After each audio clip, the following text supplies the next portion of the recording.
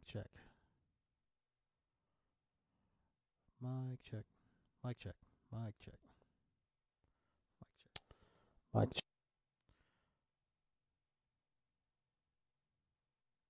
Check. Okay, guys. This is Hoofling Poo watching the State of the Union address. I don't know if I'll be giving commentary on it. We shall see. But let's get into it as it goes on. Through high school, lost his job during the 2008 recession, and was later hired by Staub, where he trained to become a welder. Like many hardworking Americans, Corey plans to invest his tax cut raise into his new home and his two daughters' education. Corey, please stand.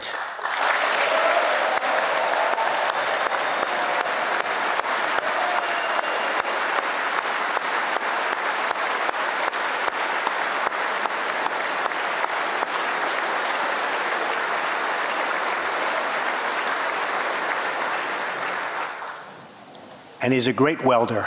I was told that by the man that owns that company that's doing so well. So congratulations, Corey. Since we passed tax cuts, roughly 3 million workers have already got tax cut bonuses, many of them thousands and thousands of dollars per worker, and it's getting more every month, every week. Apple has just announced it plans to invest a total of $350 billion in America and hire another 20,000 workers.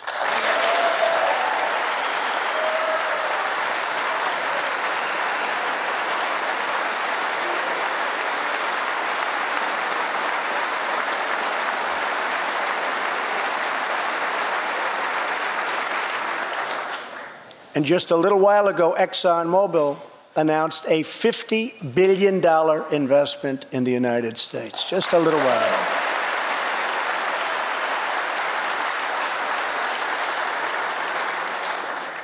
This, in fact, is our new American moment. There has never been a better time to start living the American dream.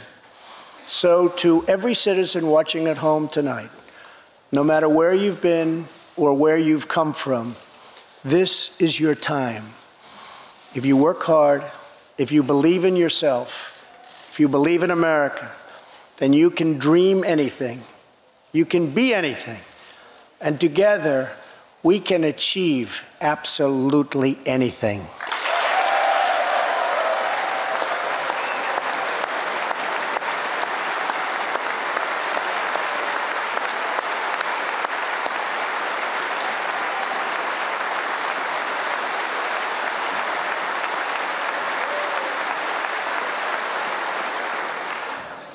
Tonight, I want to talk about what kind of future we're going to have and what kind of a nation we're going to be.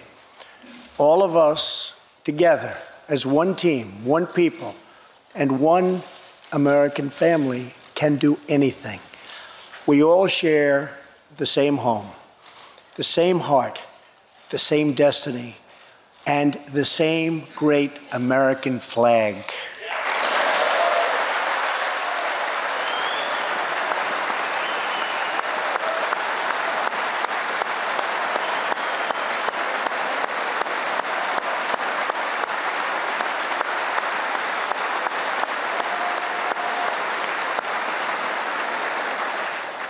Together, we are rediscovering the American way. In America, we know that faith and family, not government and bureaucracy, are the center of American life. The motto is, "In God we trust."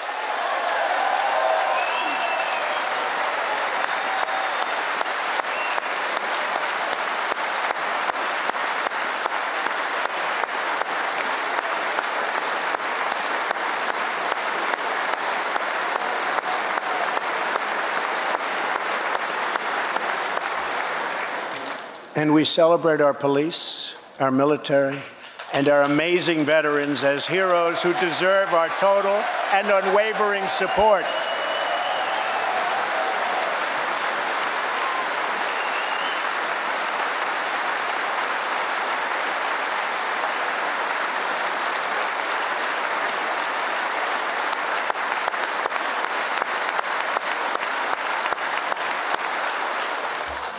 Here tonight is Preston Sharp, a 12-year-old boy from Redding, California, who noticed that veterans' graves were not marked with flags on Veterans Day. He decided all by himself to change that and started a movement that has now placed 40,000 flags at the graves of our great heroes. Preston, a job well done.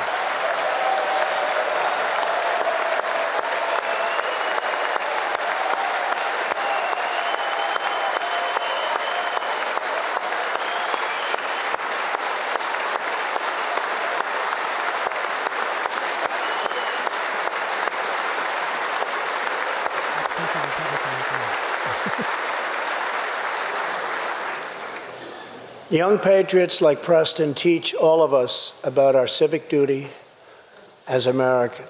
And I met Preston a little while ago, and he is something very special that I can tell you. Great future. Thank you very much for all you've done, Preston. Thank you very much. Preston's reverence for those who have served our nation reminds us of why we salute our flag, why we put our hands on our hearts for the Pledge of Allegiance, and why we proudly stand for the national anthem.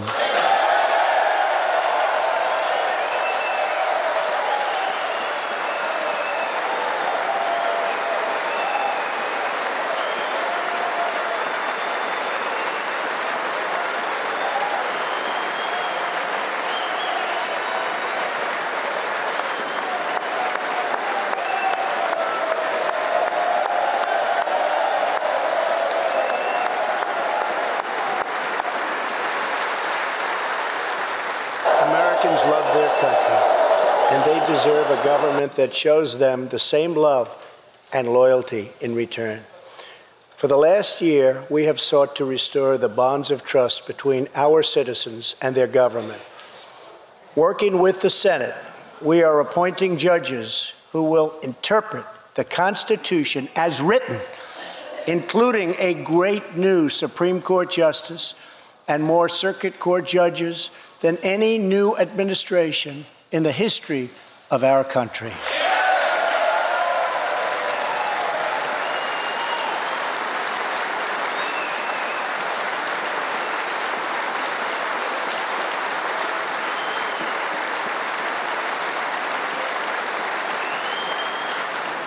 We are totally defending our Second Amendment and have taken historic actions to protect religious liberty.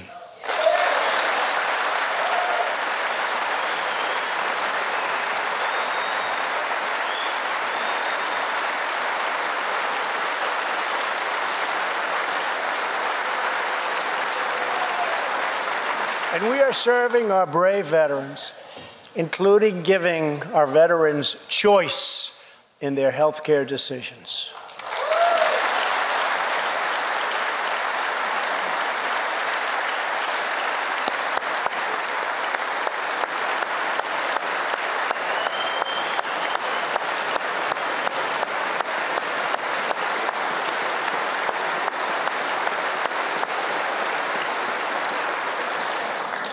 Last year, Congress also passed, and I signed, the landmark VA Accountability Act.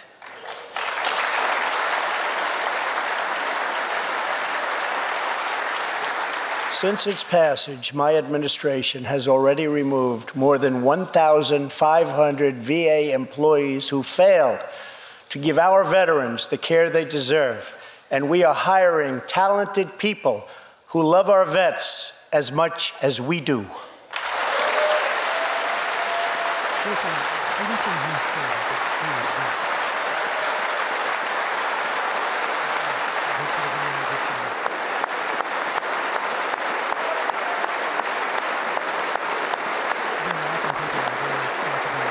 And I will not stop until our veterans are properly taken care of, which has been my promise to them from the very beginning of this great journey.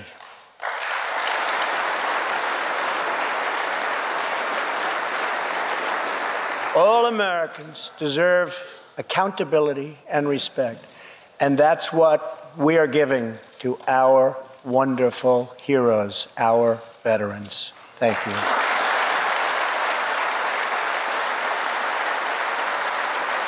So tonight I call on Congress to empower every cabinet secretary with the authority to reward good workers and to remove federal employees who undermine the public trust or fail the American people.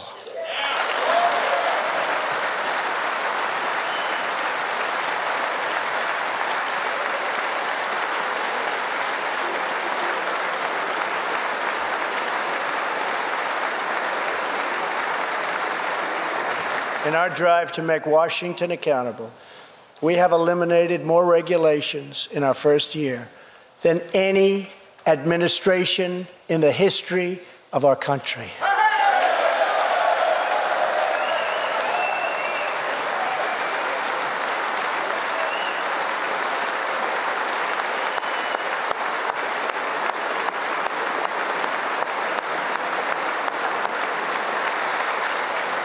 We have ended the war on American energy, and we have ended the war on beautiful, clean coal.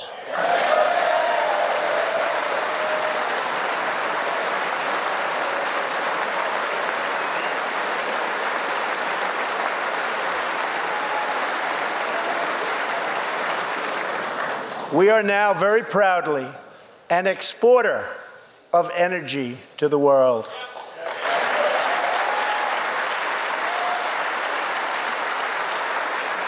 In Detroit, I halted government mandates that crippled America's great, beautiful auto workers so that we can get Motor City revving its engines again, and that's what's happening. It is interesting that, Trump misplaces adjectives or uses inappropriate adjectives often.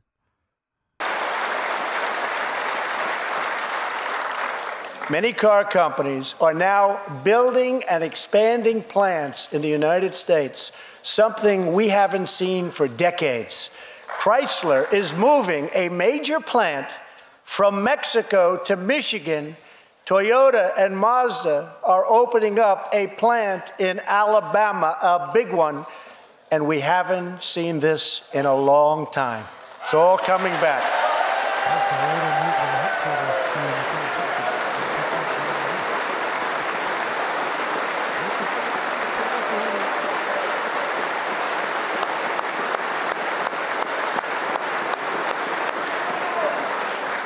Very soon, auto plants and other plants will be opening up all over our country. This is all news Americans are totally unaccustomed to hearing. For many years, companies and jobs were only leaving us. But now, they are roaring back, they're coming back, they want to be where the action is, they want to be in the United States of America. That's where they want to be.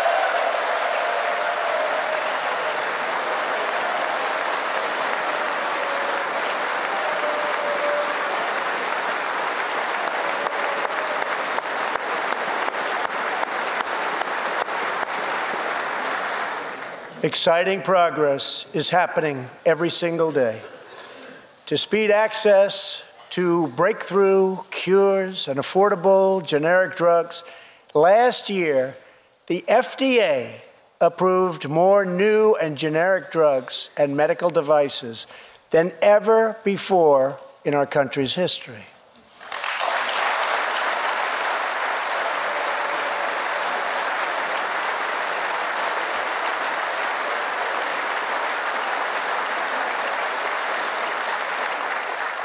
We also believe that patients with terminal conditions, terminal illness, should have access to experimental treatment immediately that could potentially save their lives. People who are terminally ill should not have to go from country to seek a cure. I want to give them a chance right here at home It's time for Congress to give these wonderful, incredible Americans the right to try.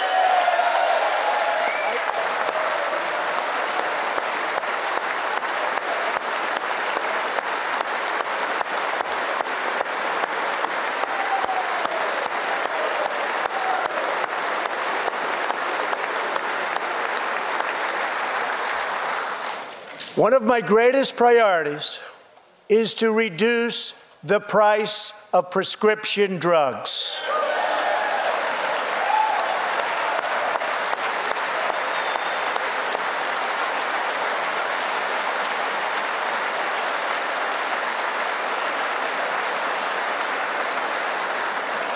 In many other countries, these drugs cost far less than what we pay in the United States, and it's very, very unfair.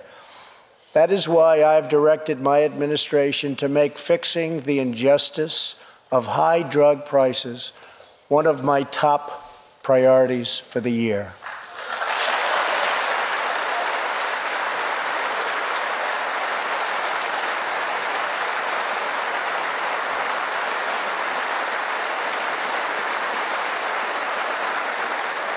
And prices will come down substantially.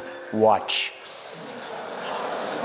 America has also finally turned the page on decades of unfair trade deals that sacrificed our prosperity and shipped away our companies, our jobs, and our wealth. Our nation has lost its wealth, but we're getting it back so fast. The era of economic surrender is totally over. From now on, we expect trading relationships to be fair and, very importantly, reciprocal.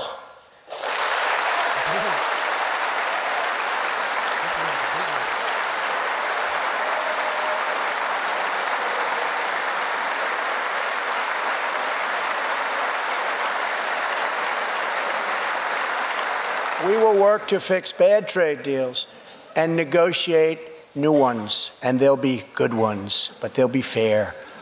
And we will protect American workers and American intellectual property through strong enforcement of our trade rules. Of builders, we built the Empire State Building in just 1 year.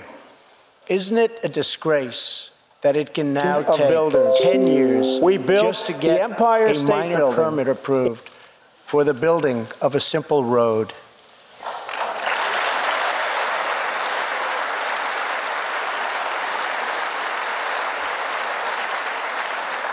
I am asking both parties to come together to give us safe, fast, reliable, and modern infrastructure that our economy needs and our people deserve.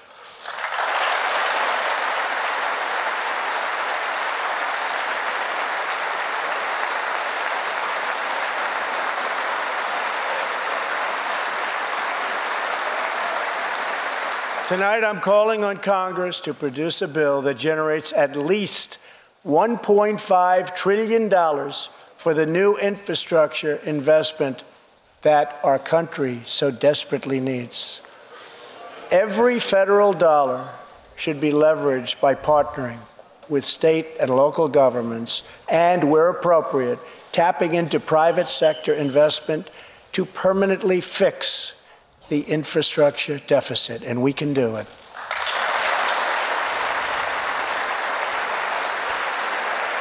So basically, we get to see if Trump himself does have shovel-ready jobs. It'd be good if he does. Any bill must also streamline the permitting and approval process, getting it down to no more than 2 years, and perhaps even 1. Together, we can reclaim our great building heritage.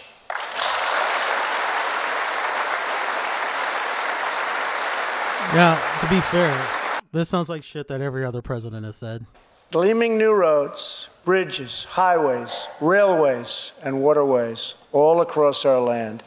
And we will do it with American heart, American hands, and American grit.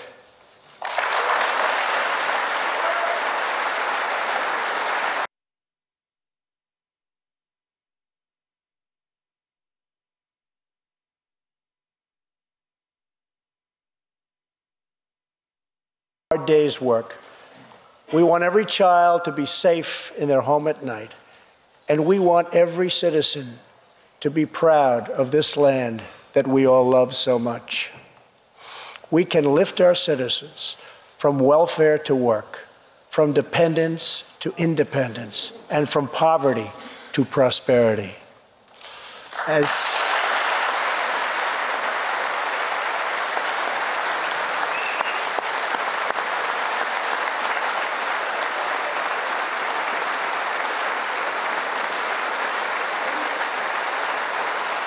As tax cuts create new jobs, let's invest in workforce development. Bernie was given a and slow let's clap. invest in job training, which we need so badly.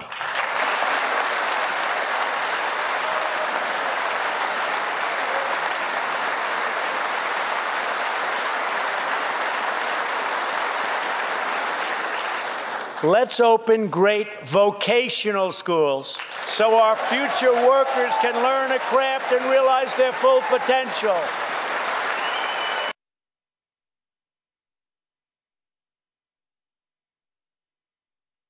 This is something you don't hear presidents talk about much anymore. I'm going to pause this for a second because I think this is very important. Although I myself am a college graduate, I completely understand that college isn't for everybody. Okay, and it's okay. It's okay that college isn't for everybody. And there are a lot of opportunities in the field of trade. You know, auto mechanics, plumbers, electricians, whatever. And the fact that President Trump wants to put vocational schools out there is a great idea because we need people to fix our shit. Absolutely, that's a great idea. Vocational schools have been on the decline for 20, 30 years because of this elitist attitude that everybody must have a college education. I mean, if they want to get by in life. Yet there are master plumbers who are making money hand over fist. Okay, so Russell's in the chat. He says he's a college dropout and a mechanic. Now, Russell, real quick, did you have a major while you were in college? If you don't mind answering that question. And, well, I'll just make it a multi-tiered question here. If you did have a major, do you think, or do you know whether or not you're making more money now as a mechanic than you would have as a student in that major? I'm going to go ahead and start the video again. Family leave. Eve of niece's 16th birthday. Such a happy time it should have been. Neither of them came home. These two precious girls were brutally murdered while walking together in their hometown.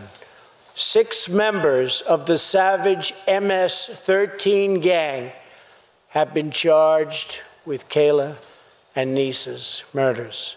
Wow. Many of these gang members took advantage of glaring loopholes in our law. You know, the fact that President Trump has two couples of black parents clearly shows that he's a racist. Okay, so yeah, Russ, that mechanical engineering definitely, from what I understand, would have earned you a higher paycheck. But yes, you are not doing bad for yourself at all. No, sir. Especially if you're one of those mechanics that work on foreign cars. So, congratulations to you. Dropping out of college was, in my opinion, probably, well, you can tell me, probably not a bad idea. The money you would have spent to become a mechanical engineer, a lot of money. And you probably got out with little to no debt. So congratulations to you. Airing.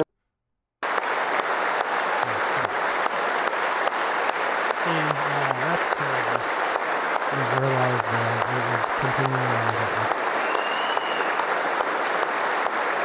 It sucks. I can't pause the damn video.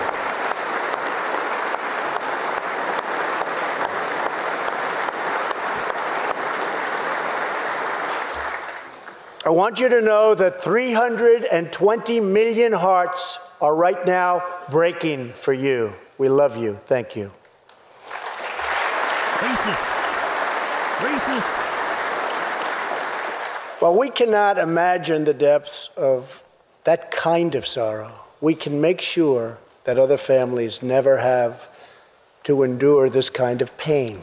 This is where he comes up Tonight, with his I am immigration calling on policy. Congress to finally close the deadly loopholes that have allowed MS-13 and other criminal gangs to break into our country. We have proposed new legislation that will fix our immigration laws and support our ICE and Border Patrol agents. These are great people. These are great, great people that work so hard in the midst of such danger, so that this can never happen again.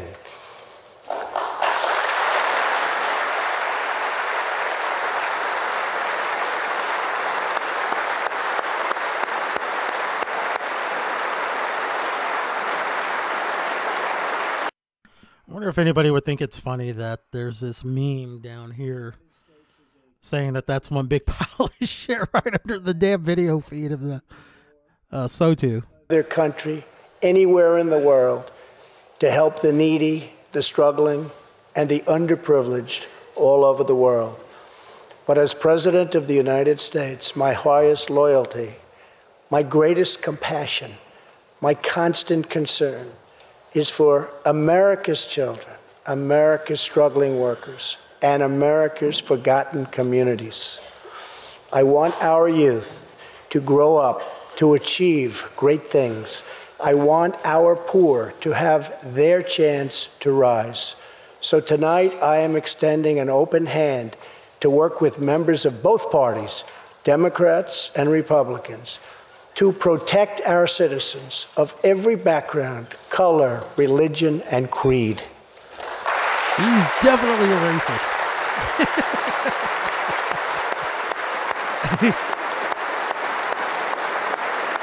Yeah, it's a GIF. It's crap. Here, let me show you what's on it. My duty and the sacred duty of every elected official in this chamber is to defend Americans, to protect their safety, their families, their communities, and their right to the American dream. Because Americans are dreamers too.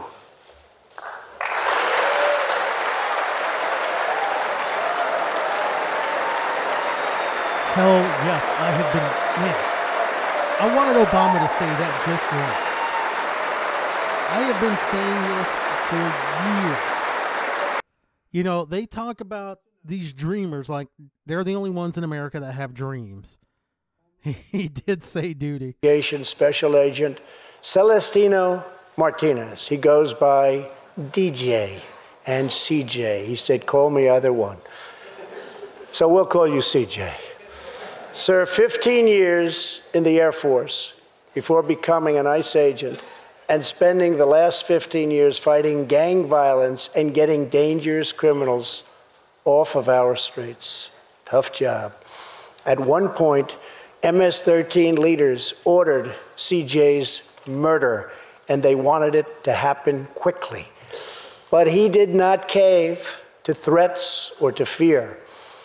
Last May, he commanded an operation to track down gang members on Long Island. His team has arrested nearly 400, including more than 220 MS-13 gang members.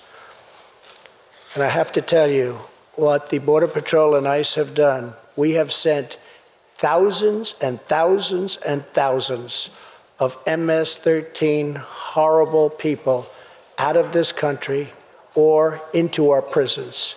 So I just want to congratulate you, CJ. You're a brave guy. Thank you very much.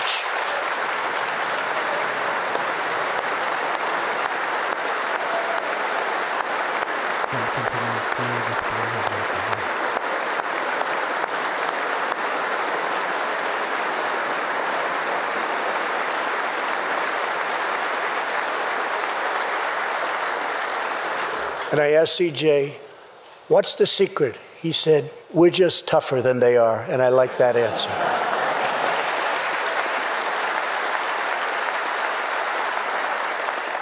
Now let's get Congress to send you And all of the people in this great chamber have to do it. We have no choice. CJ, we're going to send you reinforcements, and we're going to send them to you quickly. It's what you need.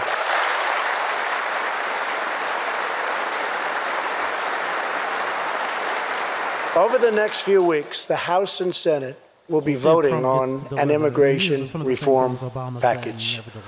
In recent months, my administration has met extensively with both Democrats and Republicans to craft a bipartisan approach to immigration reform.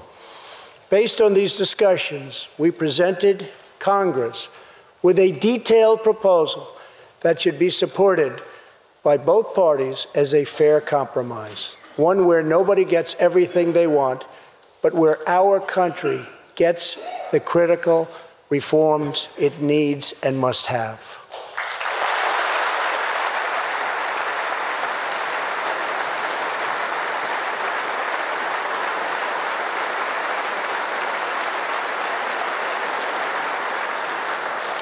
Here are the 4 pillars of our plan. The first pillar of our framework generously offers a path to citizenship for 1.8 million illegal immigrants who were brought here by their parents at a young age. That covers almost 3 times more people than the previous administration covered.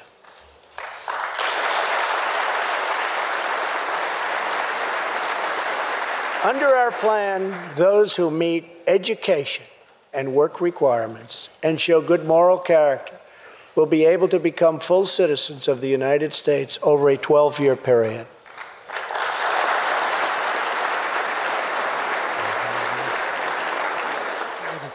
The second pillar fully secures the border.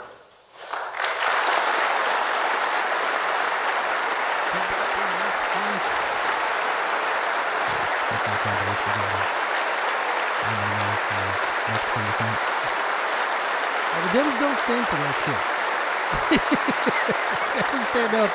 That means building a great wall on the southern border, and it means hiring more heroes like CJ to keep our communities safe.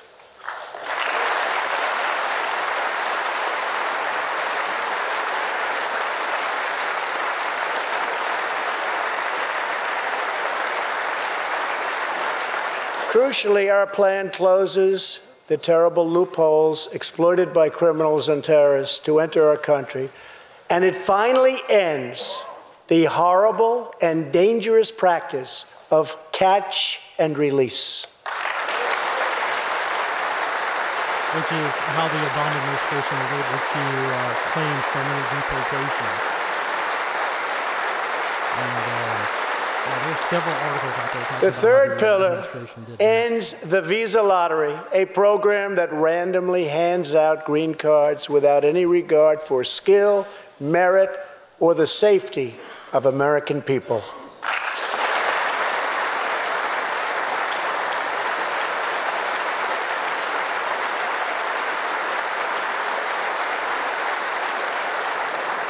It's time to begin moving toward a merit-based immigration system, one that admits people who are skilled, who want to work, who will contribute to our society, and who will love and respect our country.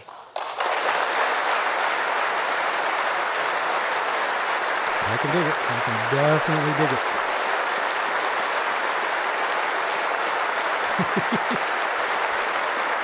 I hope they pay. Yeah, look. The fourth and final pillar protects the nuclear family by ending chain migration.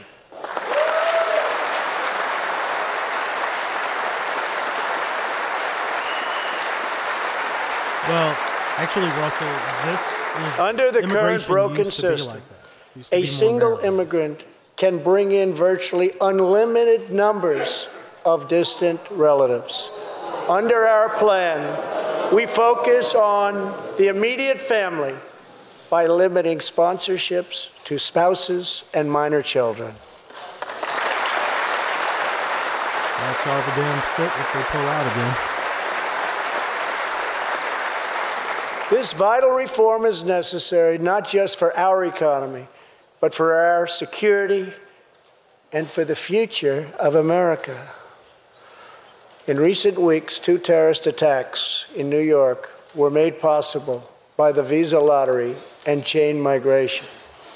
In the age of terrorism, these programs present risks we can just no longer afford.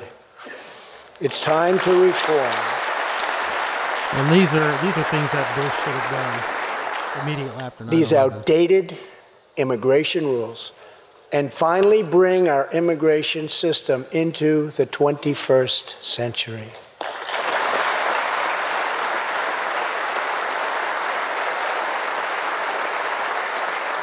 These 4 pillars represent a down-the-middle compromise and one that will create a safe, modern, and lawful immigration system.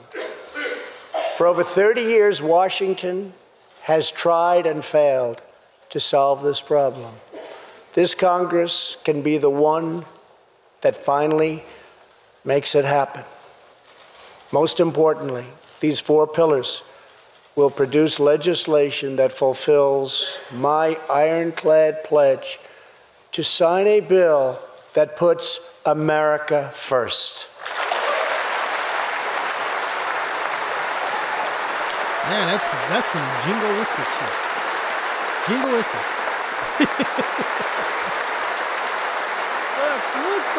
look, the Democrats are sitting down. So let's come together, set politics aside, and finally get the job done.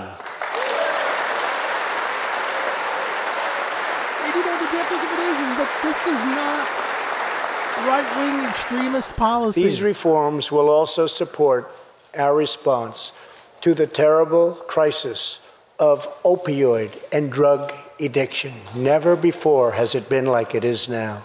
It is terrible. We have to do something about it. In 2016, we lost 64,000 Americans to drug overdoses. This policy I don't particularly care about. But yeah, Russell, Ellis Island would be good. Quarantine in background. I don't think, and you may not necessarily be meaning this, I don't think it necessarily has to be an Ellis Island only kind of thing. You know, definitely some checkpoints.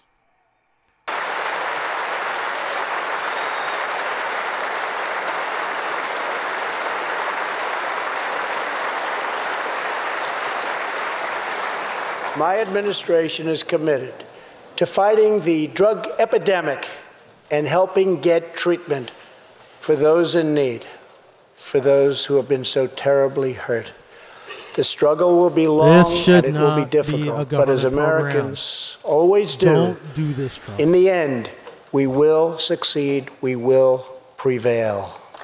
No, I don't want government paying for this kind of shit. I just don't. It doesn't need to.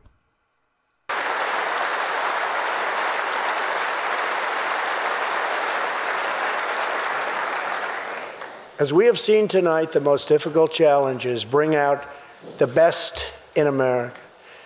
We see a vivid expression of this truth in the story of the Holetz family of New Mexico. Ryan Holetz is 27 years old, an officer with the Albuquerque Police Department. He's here tonight with his wife, Rebecca.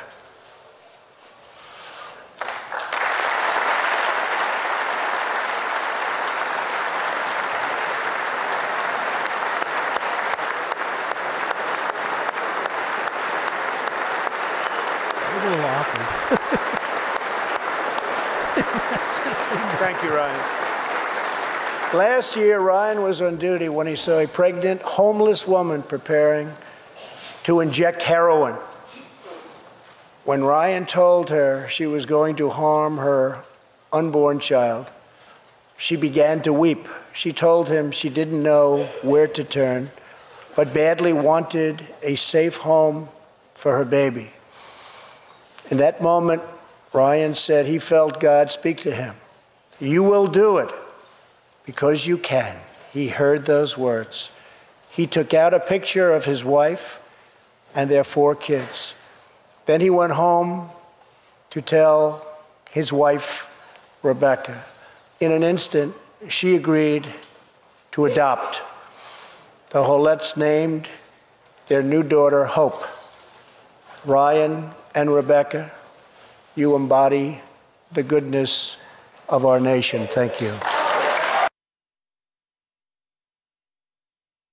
So something you brought up, Russell, even though I do have the chat on the screen, yes, doctors do need to stop prescribing them like candy. Those need to be things that are done when nothing can help with pain.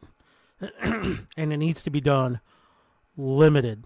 Like they need to take those, not when they just feel a little tingle and whatever's been hurting. They need to wait until like they can no longer stand it. But that's rarely how it goes. As we rebuild America's strength and confidence at home, we are also restoring our strength and standing abroad. Around the world, we face rogue regimes, terrorist groups, and rivals like China and Russia that challenge our interests, our economy, and our values.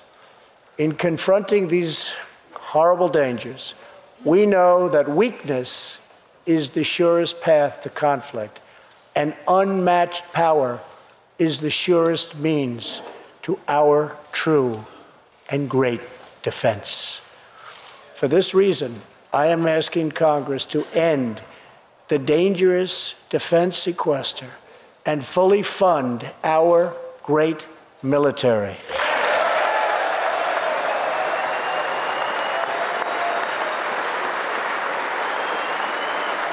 Okay, pull out so we can see all the Dems that are having a sit right now.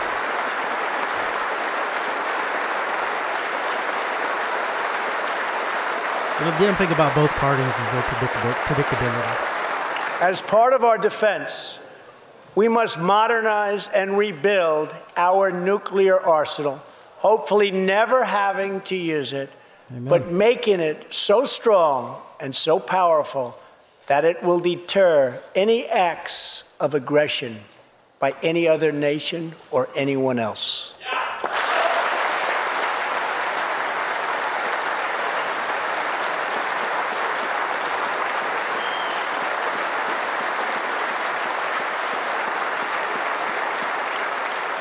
Perhaps someday in the future there will be a magical moment when the countries of the world will get together to eliminate their nuclear weapons. Unfortunately, we are not there yet, sadly. Last year, I also pledged that we would work with our allies to extinguish ISIS from the face of the earth. 1 year later, I am proud to report that the coalition to defeat ISIS has liberated very close to 100% of the territory just recently held by these killers in Iraq and in Syria and in other locations as well.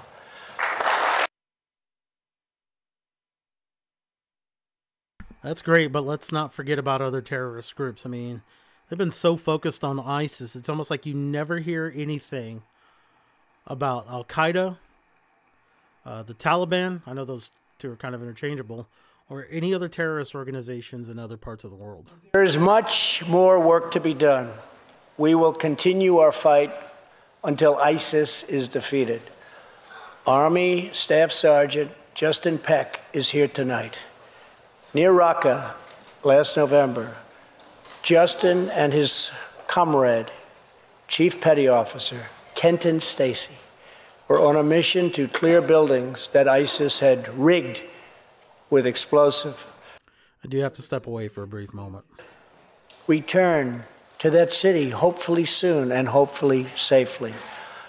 Clearing the second floor of a vital hospital, Kenton Stacy was severely wounded by an explosion. Immediately, Justin bounded into the booby-trapped and unbelievably dangerous and unsafe building and found Kenton, but in very, very bad shape. He applied pressure to the wound and inserted a tube to reopen an airway.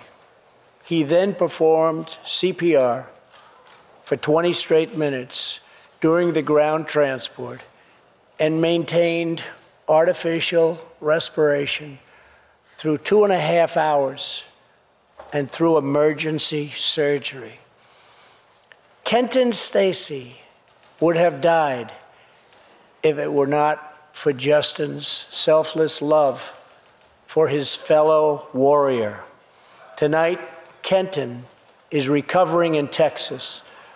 Raqqa is liberated, and Justin is wearing his new Bronze Star with a V for valor. Staff Sergeant Heck, all of America salutes you.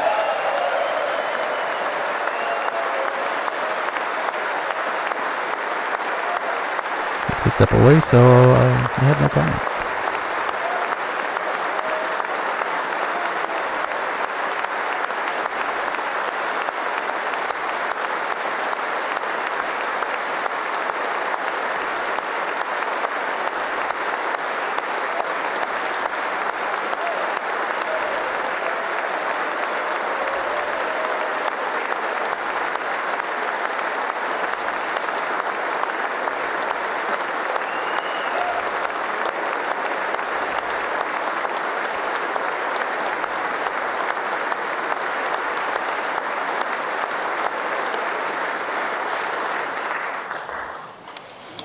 Terrorists who do things like place bombs in civilian hospitals are evil.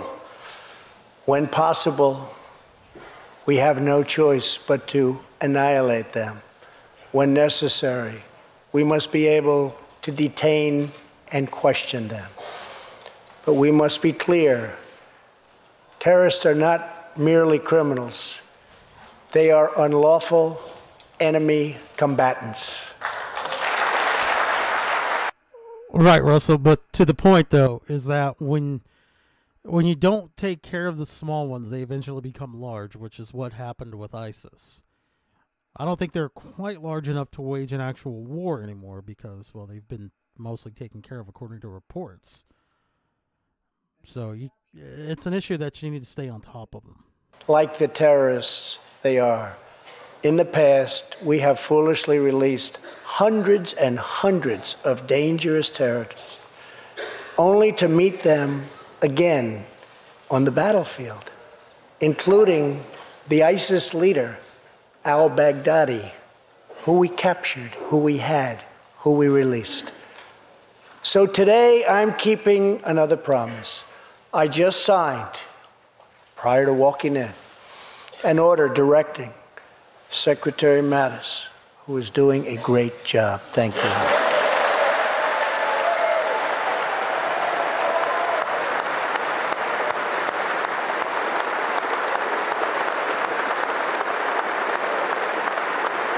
I love hearing that guy. That guy is awesome. I love him. To re-examine our military detention policy and to keep open the detention facilities in Guantanamo Bay.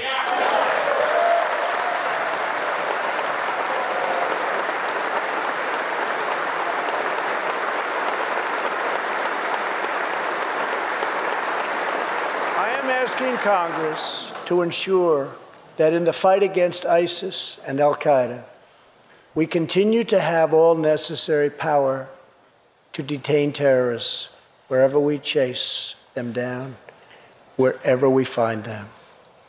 And in many cases, for them, it will now be Guantanamo Bay.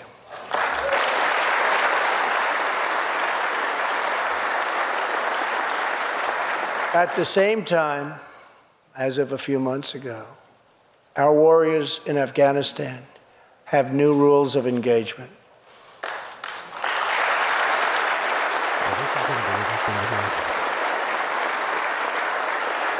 Along with their heroic Afghan partners, our military is no longer undermined by artificial timelines, and we no longer tell our enemies our plans.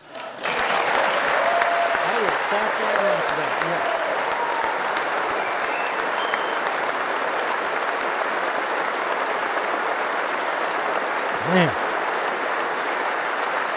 Bush wouldn't even do Last this. month, I also took an action endorsed unanimously by the U.S. Senate just months before. I recognized Jerusalem as the capital of Israel.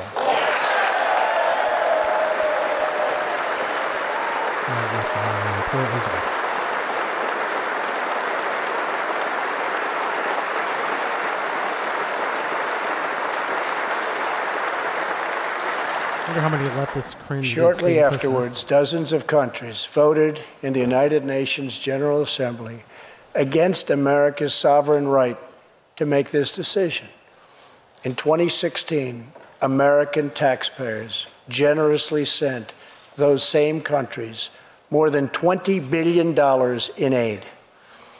That is why tonight I am asking Congress to pass legislation to help ensure American foreign assistance dollars always serve American interests and only go to friends of America, not enemies of America. Well, you'd have to pull out of the U.S. I did not notice that, but it wouldn't surprise me. As we strengthen friendships all around the world, we are also restoring clarity about our adversaries. When the people of Iran rose up against the crimes of their corrupt dictatorship, I did not stay silent. America stands with the people of Iran in their courageous struggle for freedom.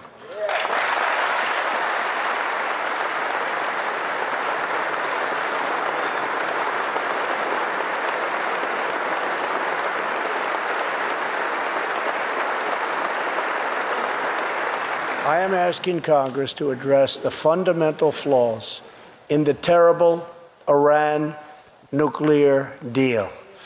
My administration has also imposed tough sanctions on the communist and socialist dictatorships in Cuba and Venezuela.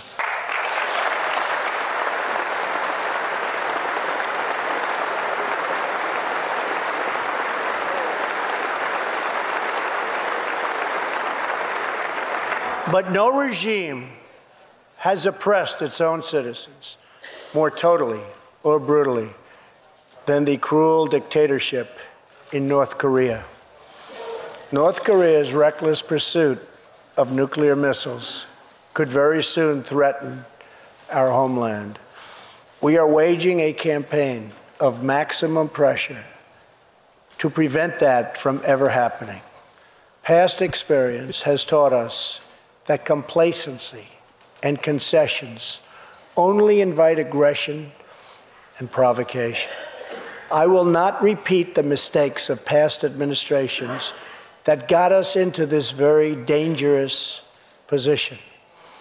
We need only look at the depraved character of the North Korean regime to understand the nature of the nuclear threat it could pose to America.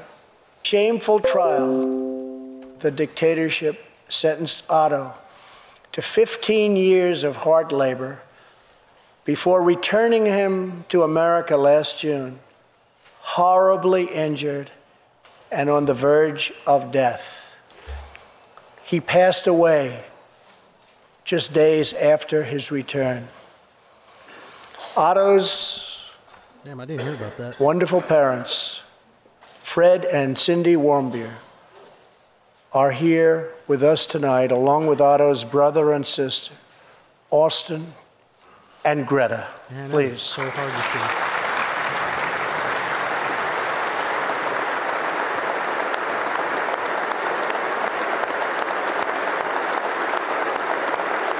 Yeah, you know, I love ODS. Sometimes I just love it.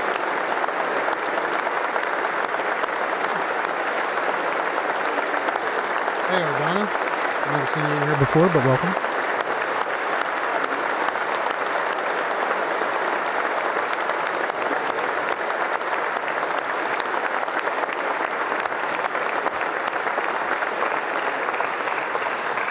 Incredible people. You are powerful witnesses to a menace that threatens our world, and your strength truly inspires us all. Thank you very much. Thank you. Not so far, Ardonna, and hopefully not at all. I think I've got enough going on in my overlay to kind of hopefully throw them off. We'll see. Man, that is so tragic. I had no idea that Otto had passed away.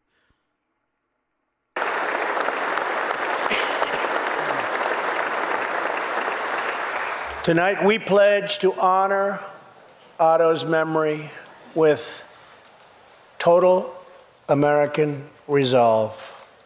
Thank you. Finally,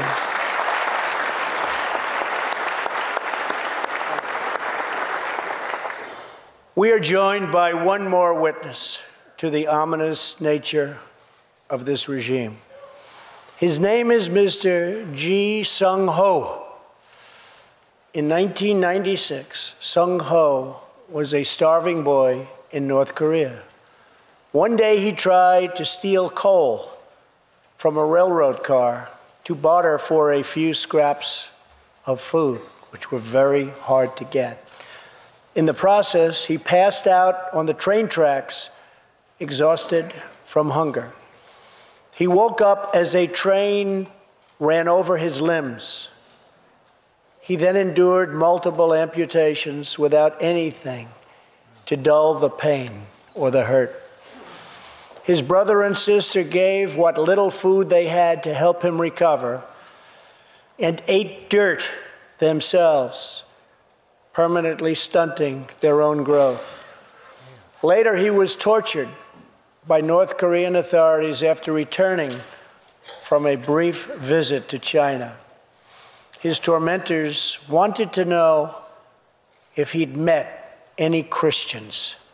He had, and he resolved after that to be free. Sung-ho traveled thousands of miles on crutches all across China and Southeast Asia to freedom.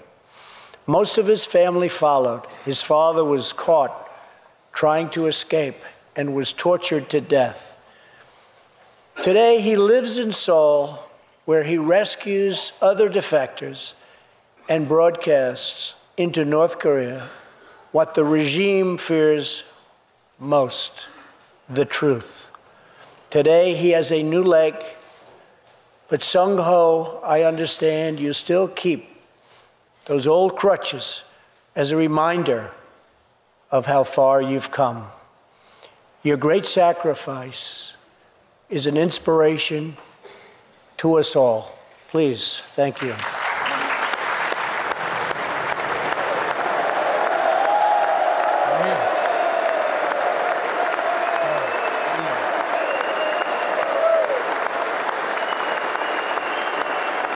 Yeah, you know, Trump is seen as some bad person, as a belligerent person for wanting to deal with North Korea. I'm not saying we need to go to have a full-scale war, but Jesus, man, something has got to be done about that fucked up place.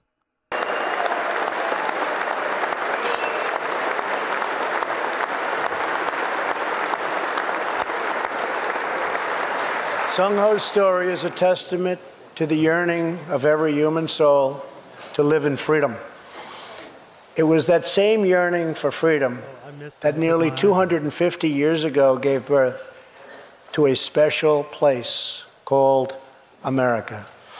It was a small cluster of colonies caught between a great ocean and a vast wilderness. It was home to an incredible people with a revolutionary idea that they could rule themselves, that they could chart their own destiny, and that together they could light up the entire world. That is what our country has always been about. That is what Americans have always stood for, always strived for, and always done. Atop the dome of this Capitol stands the Statue of Freedom. She stands tall and dignified among the monuments to our ancestors who fought and lived and died to protect her.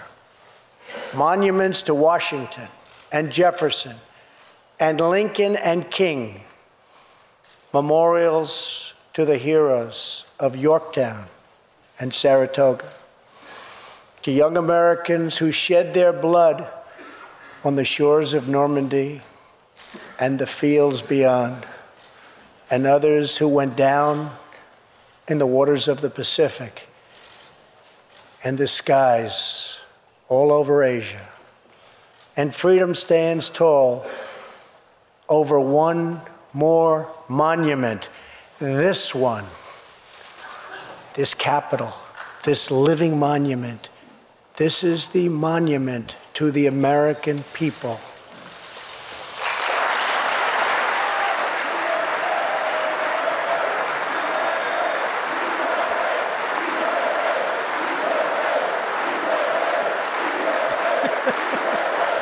Look at the difference.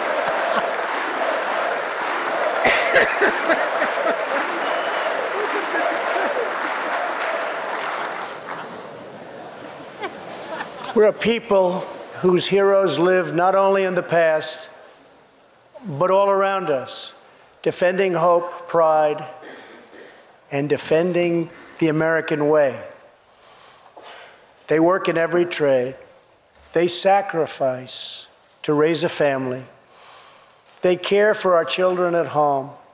They defend our flag abroad. And they are strong moms and brave kids. They are firefighters and police officers and border agents, medics and Marines. But above all else, they are Americans. And this capital, this city, this nation belongs entirely to them.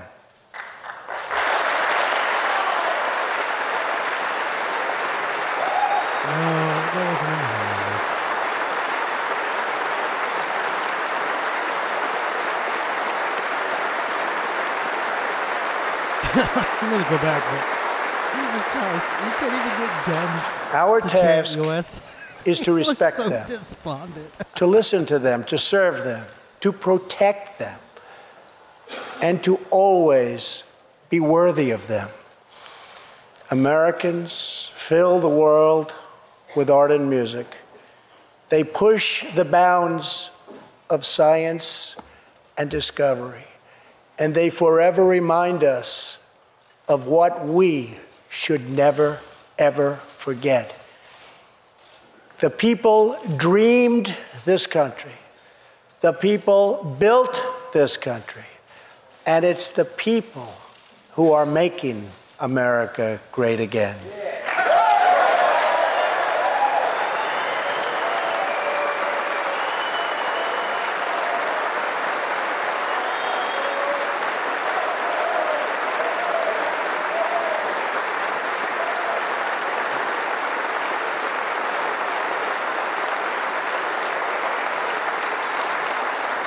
As long as we are proud of who we are and what we are fighting for, there is nothing we cannot achieve.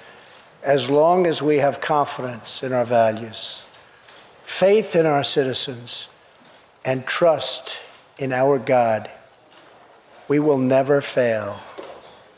Our families will thrive. Our people will prosper. And our nation will forever be safe and strong and proud and mighty and free. Thank you, and God bless America. Good night.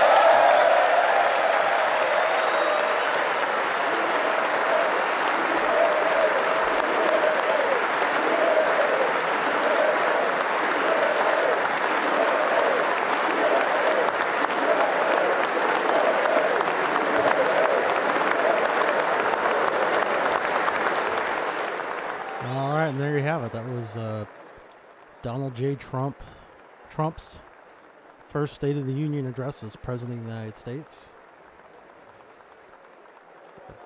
Oh, was that what it? Okay, you know that for a fact? I may have to watch that one. Here, let me deal with some volume things on my side. So yeah, I would say not a bad State of the Union. To be honest, I was half distracted with another chat forum I was also paying attention to, and there were a lot of dumb things people were commenting on.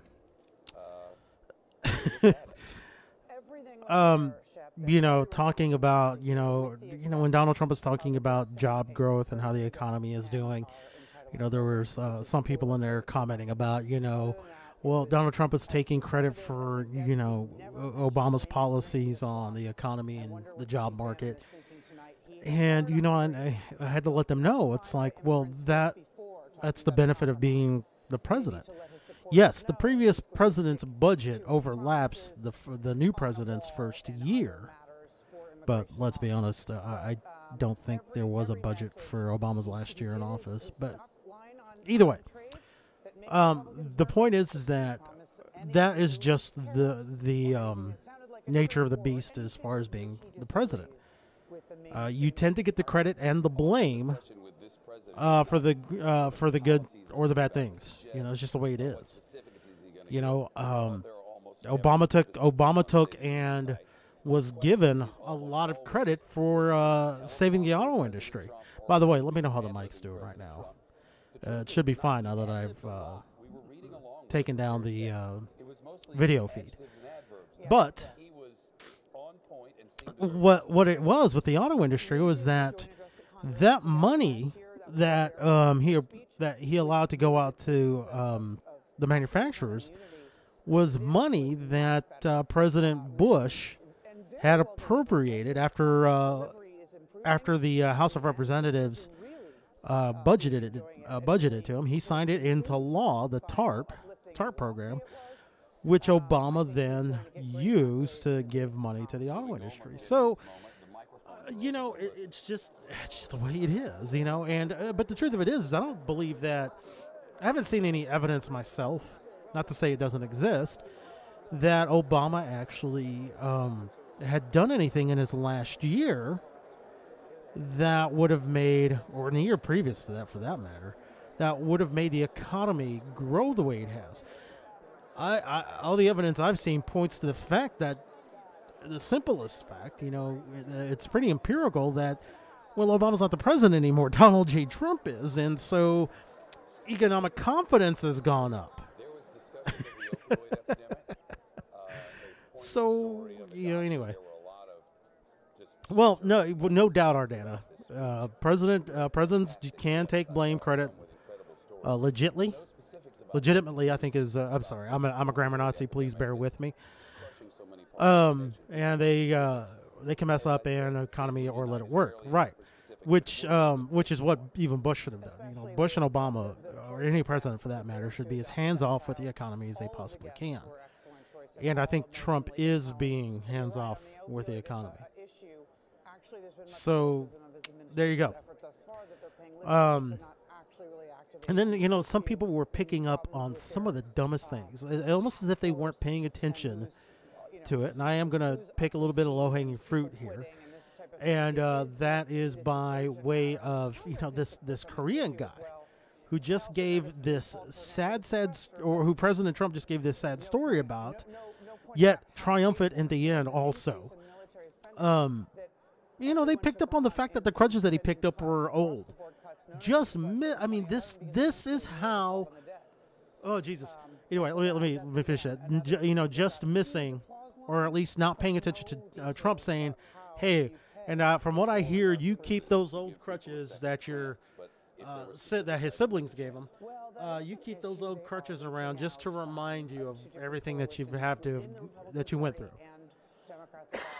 Pardon me.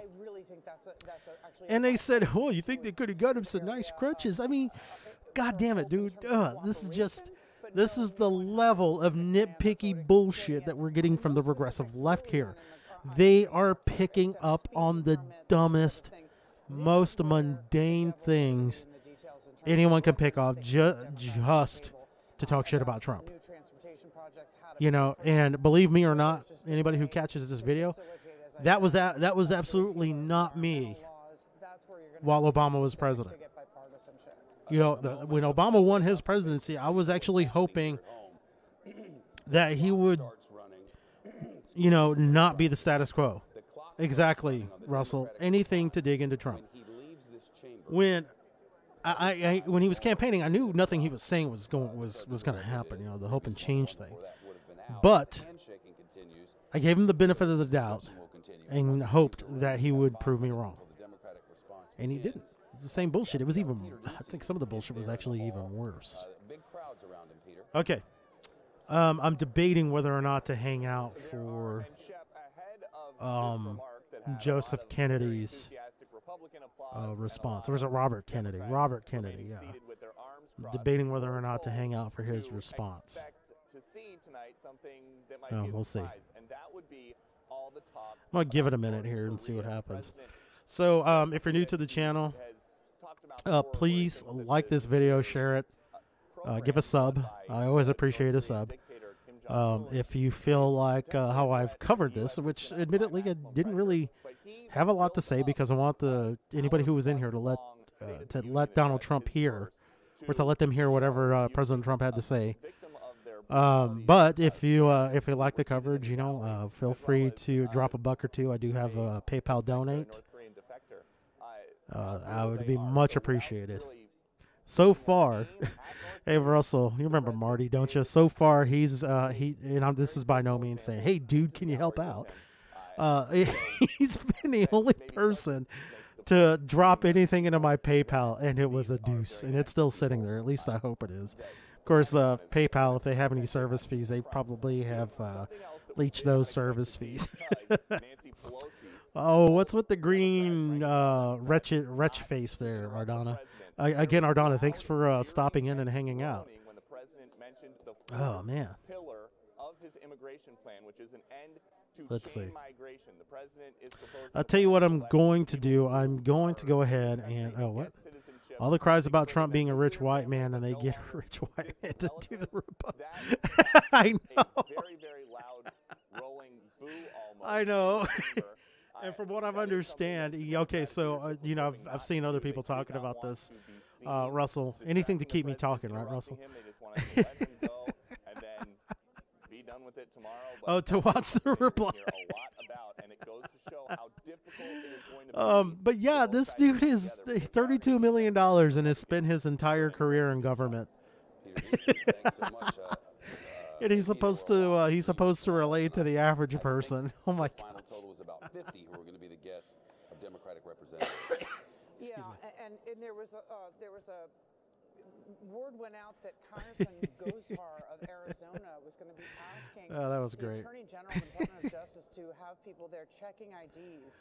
All right, so what I think I'm going to do is I am going to go ahead and end the stream and just well, actually, I got a different idea. Remarkable. The president, I do have a different idea. I haven't seen this lady around for a while. Migration said that anyone coming in here in the past has had the ability just to bring in unlimited numbers of relatives. Yeah, if you look in the Webster's Dictionary and see entitled, you will see a picture of any given Kennedy. While we wait for the Democratic response, which is just a couple of minutes away, one more thing that I thought was notable. He talked. I think what I'm going to do is go to the chat program I was in. I'll celebrate the probably. And let's see what's going on there.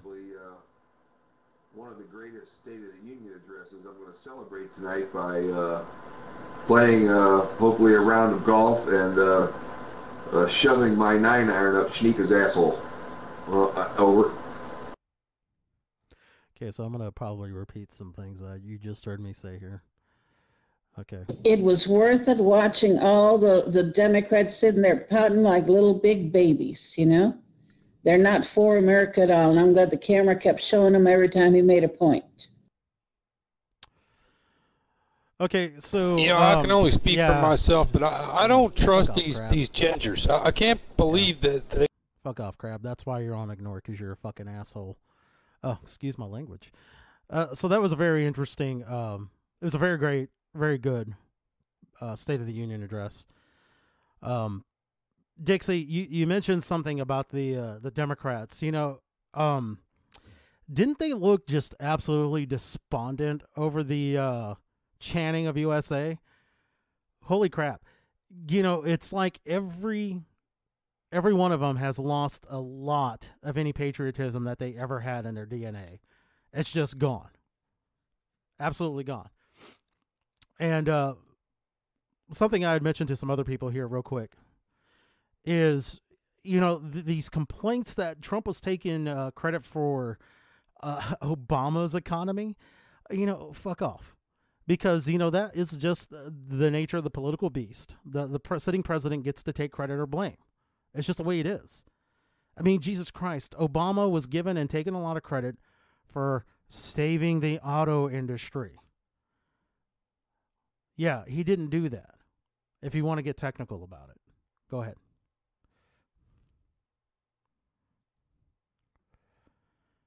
Yeah, I don't.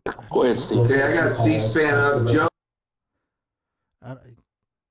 Okay, so the live stream itself has finished. Let's see. Everybody keeps calling Robert Kennedy Joe Kennedy. I'm going to see if anybody's actually live. I can't believe that they cut that. It's really amazing.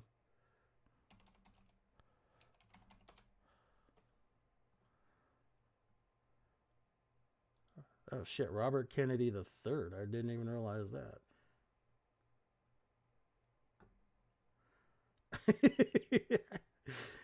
Oh geez.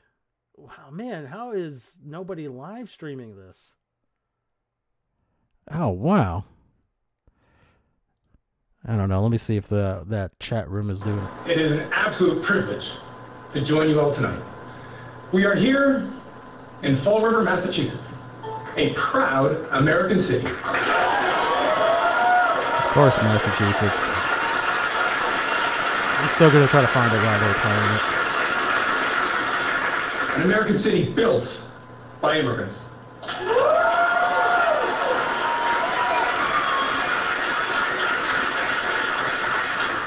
From textiles to robots, this is a place that knows how to make great things.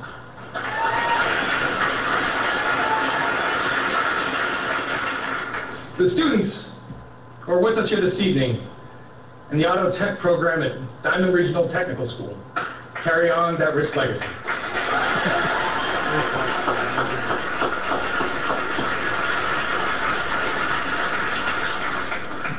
Like many American hometowns, Fall River has faced its share of storms. But the people here are tough. Let's see if Twitter's They fight for each other. They pull for their city. It is a fitting place to gather as our nation reflects on the state of our union. This is a difficult task. Many have spent the last year. Well, the thing is, Ardano, those aren't anxious, living wage jobs. Angry. I'm sure you know that. Afraid. Just conversing. Oh, we're all gonna die. Fault lines across our country. We hear the voices How is this not being of Americans who are forgotten and feel forsaken. I don't freaking get it. We see an economy that makes stocks soar, investor portfolios and corporate profits climb, but fails to give workers their fair share of the reward. A government that struggles to keep itself open. Russia, knee-deep in our democracy. Oh, An all-out war. There we go. Protection. A Justice Department rolling back civil rights by the day. Oh, it's horrible. Hatred and supremacy. Proudly marching. Look at it. Look at the right side of his mouth. He's fucking drooling. The fucking cocksucker's drooling. Concerts and congregations. He's probably drying. He's probably been drying out for 3 days for this thing, man. He can't wait for this fucking speech to be over. And this nagging, He's going right to the tavern. no matter your political beliefs, that this is not right. This is not who we are.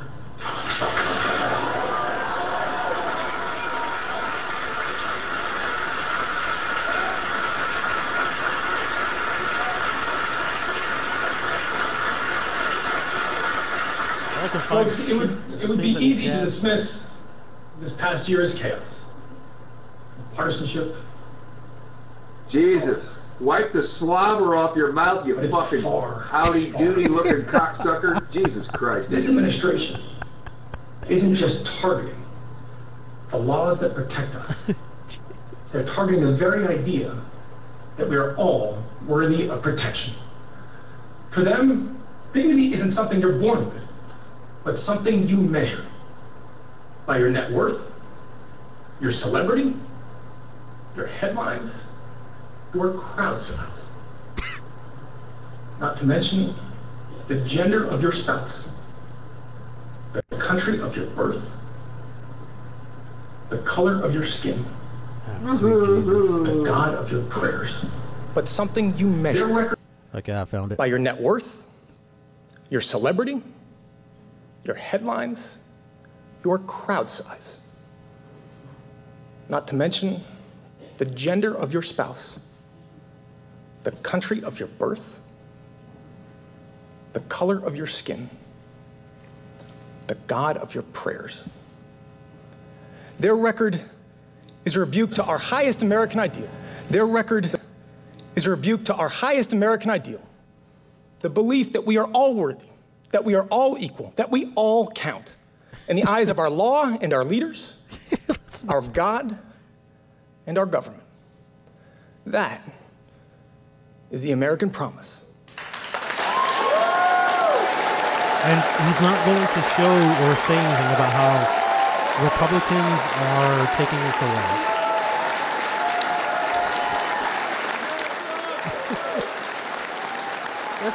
That's the funny thing about Democrat assertions is that they'll never substantiate them.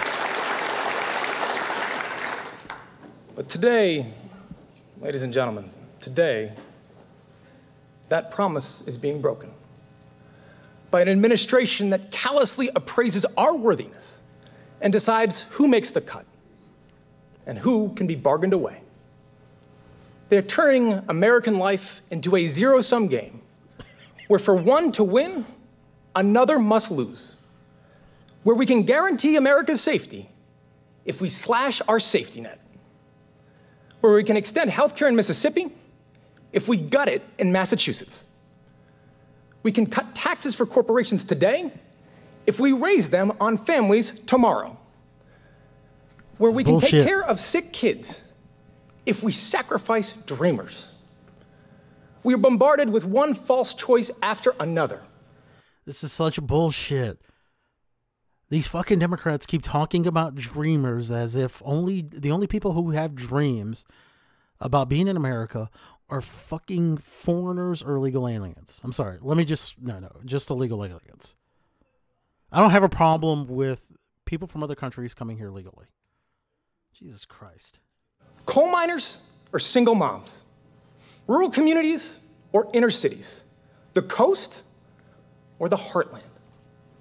As if the mechanic in Pittsburgh, a teacher in Tulsa, and a daycare worker in Birmingham are bitter rivals, rather than mutual casualties of a system forcefully rigged towards those at the top. You're at the top. As if the parent who lies awake, terrified that their transgender son or daughter will be beaten and bullied at school, is any more or less legitimate than a parent whose heart is shattered by a daughter in the grips of an opioid addiction. So here is the answer that Democrats offer tonight. We choose both.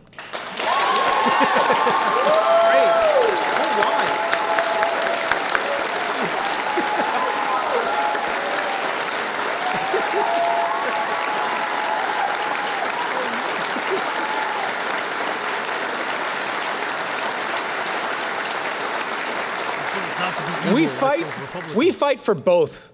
Because the greatest, strongest, richest nation in the world should not have to leave anyone behind. Something shiny coming out of the corner of his mouth.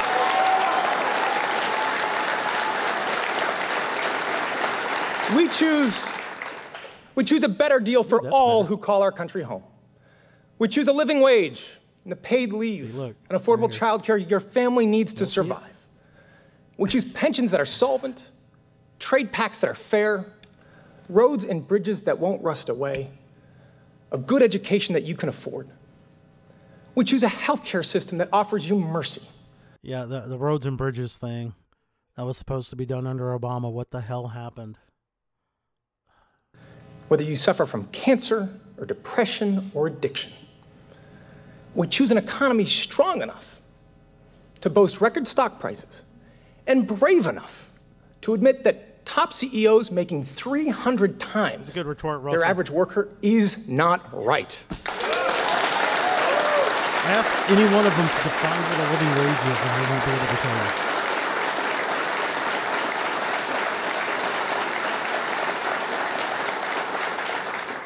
We choose Fall River.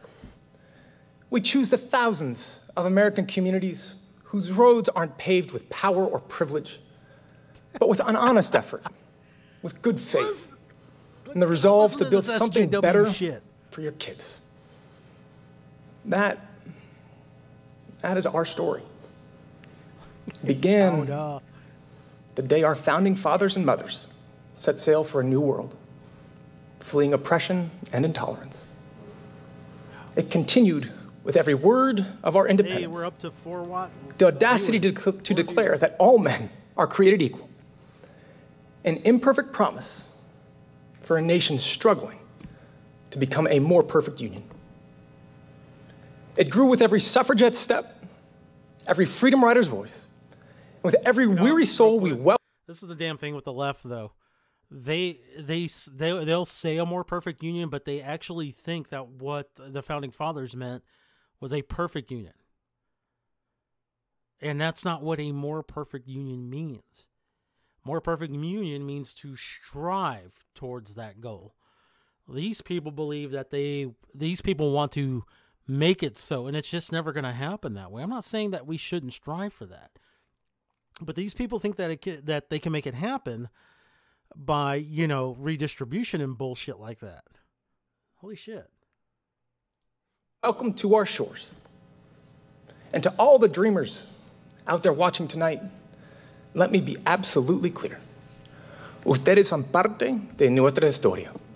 Vamos a Thank you for pandering to the Hispanics, a.k.a. maybe illegals. Thank you for pandering. Holy shit. I love it. I love it when these asshole Democrats, even Republicans, I hate it when the Republicans do it, especially when they try to pander to my vote because they speak Spanish. Guess what, motherfucker?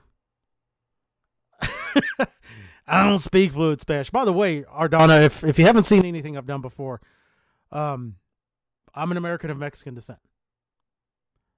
And that's how I identify, even though I'm half white. That's how I identify because that's how I grew up. All right? But I am a fucking American. And I don't speak fluent Spanish. Quit trying to think you're talking to me. Well, maybe he doesn't think he's talking to me. You serve. You rescue. You help. You heal.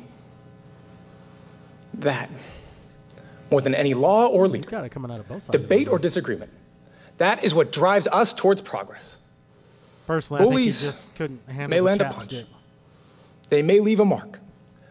But they have never, not once, in the history of our United States, managed to match the strength and spirit of a people united in defense of their future. Politicians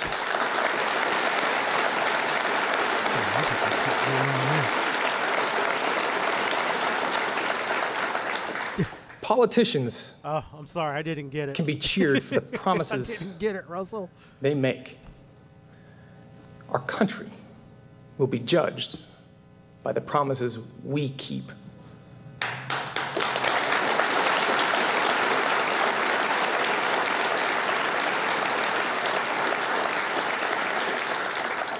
That is the measure of our character. Lisa PDX that is who we are. Out of many. Welcome to the room, you dingleberry.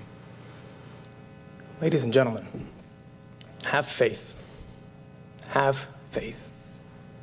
The state of our union is hopeful, resilient, and enduring. God bless you. God bless your families. And may God bless the United States of America. Thank you. Okay, so that is Congressman Joe Kennedy, who was delivering the Democratic response to tonight's speech, State of the Union, by President Trump. Quick.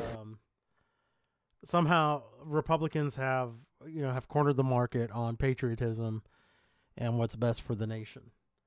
I understand that is just not the case for all of them. I get it. But the point of the matter is that the Republicans tend to be the party of conservatives. That's why I'm a Republican. Even though my mother voted Democrat mostly.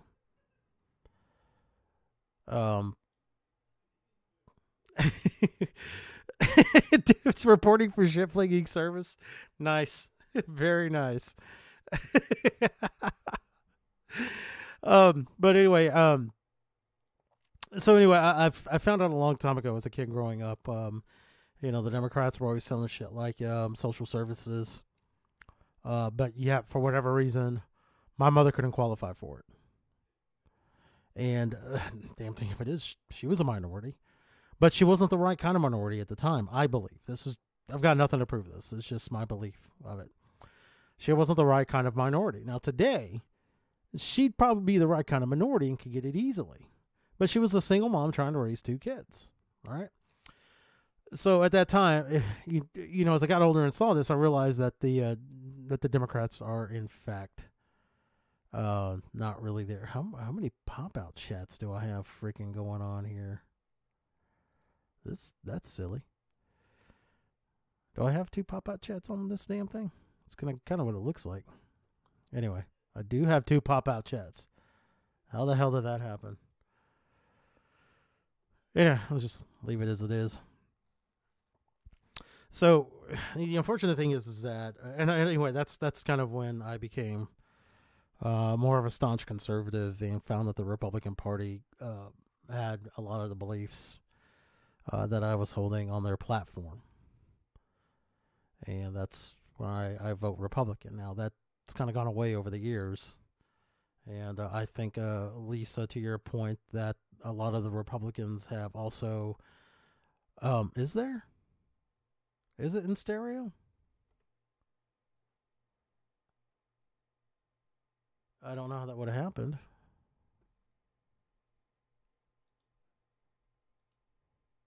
Huh. Anybody else getting that? Here, let me check real quick.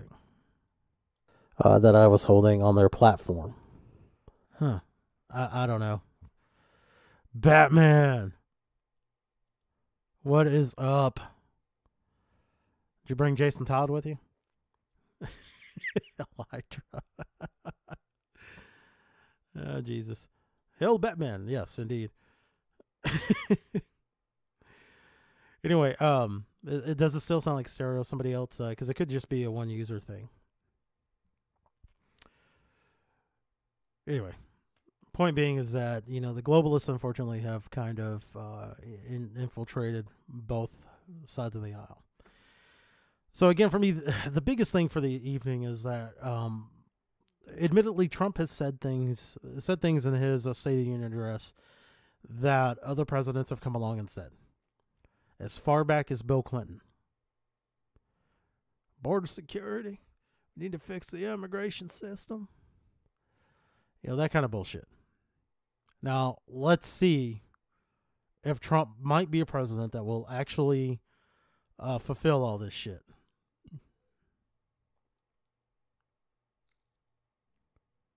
Oh, stereo chats. I'm sorry. Yes, I get it. Sorry. When you said stereo, I was thinking orally and not visually.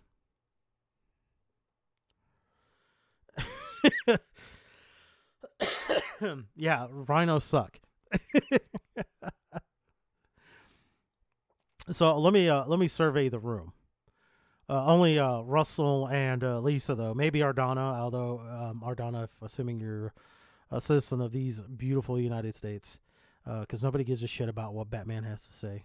Ah, that's not true.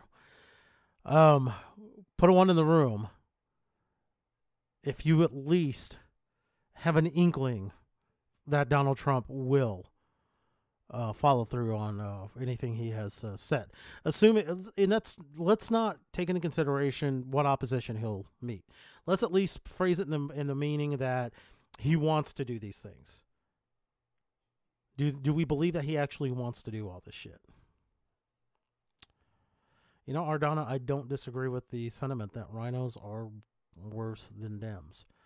But where I might disagree with you in is that at least rhinos still have a lot of the same policy ideas that are conservative. Okay. All right.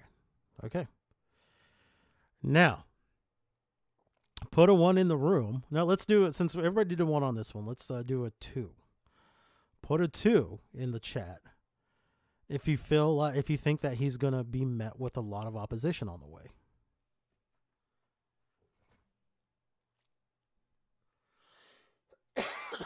Excuse me. Well, that may have something to do with it, but the thing is, Batman, is that during his campaign, he made a lot of statements saying that he would be able to broker deals between the two parties, and that you know, he'd be able to get his policies through, and that hasn't necessarily been the case. He's gotten a lot of opposition. Okay, so 2s. Yeah, okay, so we got some 2s here. We got some 2s. Although Ardana says 2 times 1 million in opposition. So, you know, Ardana's got a positive outlook on this. Oh, geez. Optimistic to the core. Yes. Let me ask this, because I can start one up pretty quick. Batman, if you are interested in maybe coming into a hangout and talking about it a little bit, feel free to DM me, Russell. Well, anybody in the chat. Well, except for Lisa, because Lisa doesn't do Twatter. I wish she did, but she doesn't do Twatter. Well, Lisa, actually, I can get the link to you in a different way. Gosh, can we not? Gosh, can we not talk about yeast infections right now? That's gross.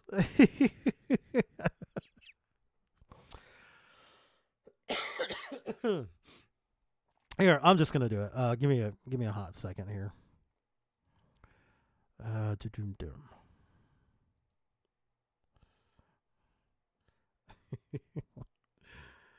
Oh man, y'all are killing me.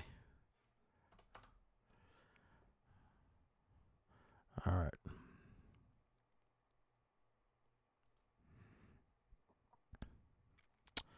Well, of course. Why wouldn't you sign me in under my freaking personal account? Because I want to dox myself. Like I do so many times. So many times I want to dox myself. All right, here we go.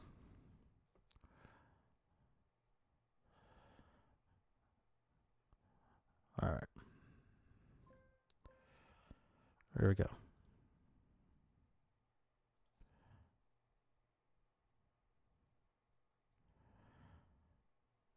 Well, let me turn that off. Okay, so if anybody does want to come in and talk about this, the Hangout has been posted in the chat. Let me. Well, and if you don't, that's fine. I can ramble for a minute. But if nobody comes into the Hangout, I probably will shut this down pretty soon. Anyway. So yeah, I have high hopes that. No, the link is not working. Okay. Give me just a second.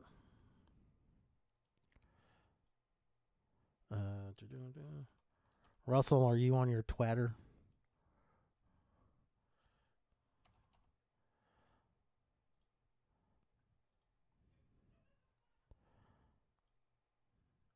But no, not my PayPal.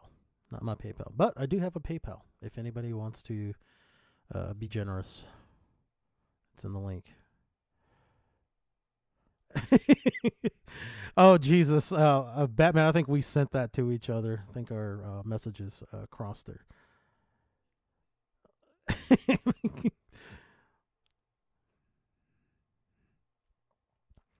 Hold on, the link that I sent you in the message board isn't working? Are you shitting me?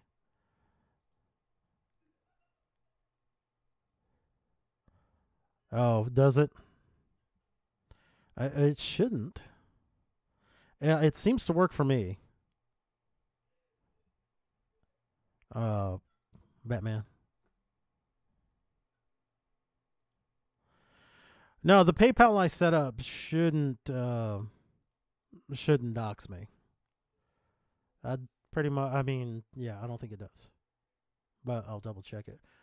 I also do have a Patreon. Hey, Batman, thanks for coming in.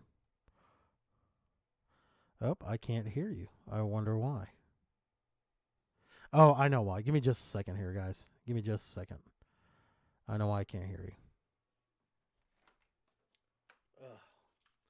My settings are such that I need to have headphones in.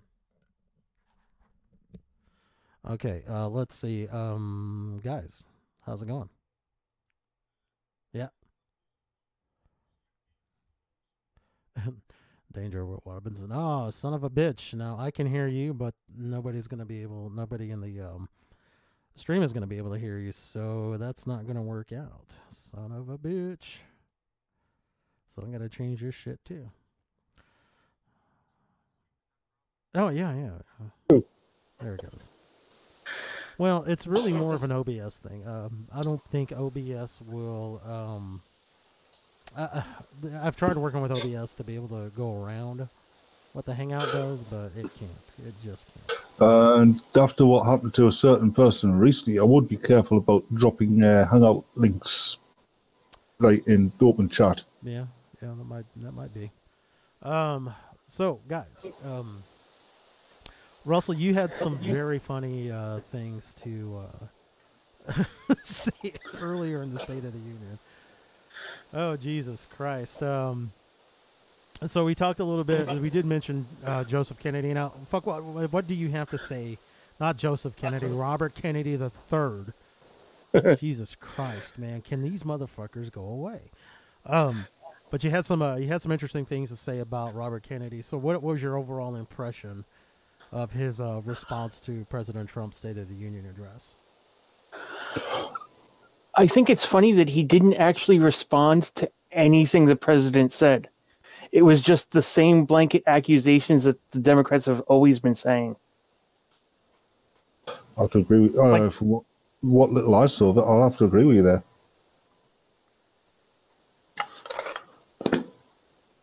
Sorry, yeah, didn't mean to cut you off there, Russell. No, you didn't. I had stopped. That's it. I mean, Trump. He's not a politician, is he? He's a businessman, but he has to listen to the Republicans who are advising him as president. That's why he's probably bent over on certain things. But not being a politician, I suspect he will try and go ahead with stuff which he wants to do. And when it comes to the Democrats, they're not attacking his policy. From what I've seen over the year, they're not attacking his policies. They're not attacking his actions. They're just attacking him. And it just shows how weak the Democrat position is. Well, yeah, it's the same. It's like Russell said. It's the same old, same old. You know, it's the hyperbole of. It's the hyperbole of just coloring the Republicans in a bad light. More of the same bullshit. Like they don't care about poor people or people of different races or anything like that. And it's all bullshit. Because I mean, fuck. They'll probably come around and when people mention to them, hey, he had an Asian in the gallery. He also had a couple of black parents. in there. He just, and you call it. I mean, how can he be racist if he isn't ignoring these people? He's not his laziest. Yeah, and they'll just find some other excuse. They'll move the goalpost and say something else that but he's really just trying to put on airs. You really are roboting at the moment, Hugh. I'm sorry? You are really roboting. Oh, well. Good. Is it really bad? It's really bad, isn't it, Russell? Yeah. All right, let me see what I can do to hopefully help with that. I've got a lot of shit open right now, so that might have something to do with it. Try F5ing. Jesus Christ, even the Hangouts doubled up. Oh, Christ. Yeah. It's really crazy. What browser are you running on? Oh, there it goes. Oh, son of a bitch. I mean, freaking Chrome was hanging up even. It's crazy. Is it so bad? Yeah, that's what I'm using, Google. Yeah. Try F5ing and jumping back into the Hangout. Okay, I'll give it a shot.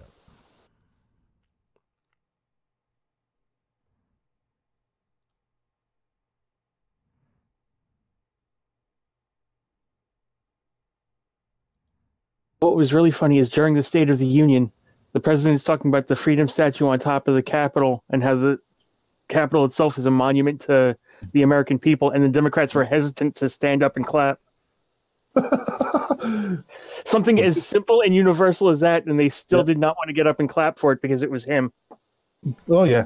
Well, it's because it was Donald Trump saying it. I mean, for fuck's sakes, how bad does your hatred of one person have to get that you can't stand up for shit like freedom? By the way, how's this voice? Much better. Okay, great. I mean, Christ, it's the building block, not just of of our country, but of Western civilization. For fuck's sakes. Well, freedom for all, and everybody getting where they are by dint of hard work. Well, apparently that's just crazy talk, I guess. But I've noticed, since he got into office, since he became actually inaugurated and had the full presidential powers and that, there's a lot of stuff that he's done, which, Barack Hussein Obama was gonna do, and seeing as Trump's instigated, this is horrible, this is evil. Yeah, we all know if Obama had instigated it, it would have been hailed as revolutionary. Mm-hmm. Yeah, definitely. Well, that Muslim ban was actually an Obama policy that he just signed in.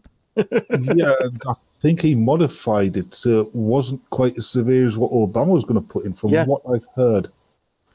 Well, I'd always heard that it was pretty much the same. I mean, it even down to the listed countries, it was the same. I could be mistaken about the severity of it, but at the very least, I remember it being the same exact countries. I don't think it was severe. It's not a Muslim ban anyway. It's a 90-day delay while said people are vetted. Yeah, but most people know it as the Muslim ban. Oh, yeah. That's why I use that term. Yeah, it's because it's being propagandized as a Muslim ban, and I think some of the countries listed aren't Muslim-majority countries. But most of the countries listed have similar restrictions from travel. Yeah, with travel from with other countries. Some countries actually being Muslim-majority countries. Well, some of those countries are actually war zones, like Yemen and Syria, where there is no ability to check if somebody's who they say they are. Okay, well, and listen to this, guys.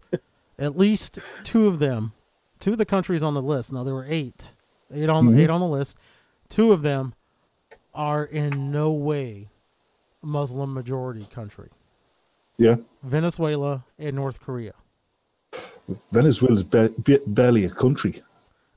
If you can't get toilet paper, you're not a country. Yeah. I mean, it's just like a big gap between two other countries, isn't it? Yeah. Well, right now they're attacking food trucks and stuff to get food because they have nothing. Yep. It's complete shite. Do socialism right. World of Warcraft money is worth more than their money. Wait, people still play World of Warcraft? I assume so, because their money's worth more than Venezuelan money. Yeah, well, Italian money was, the lira is worth more than Venezuelan money, and nobody uses the lira now. Yep. So, but I mean, how much of the speeches did you get to see, Batman? Not much, just little snippets here and there. Okay.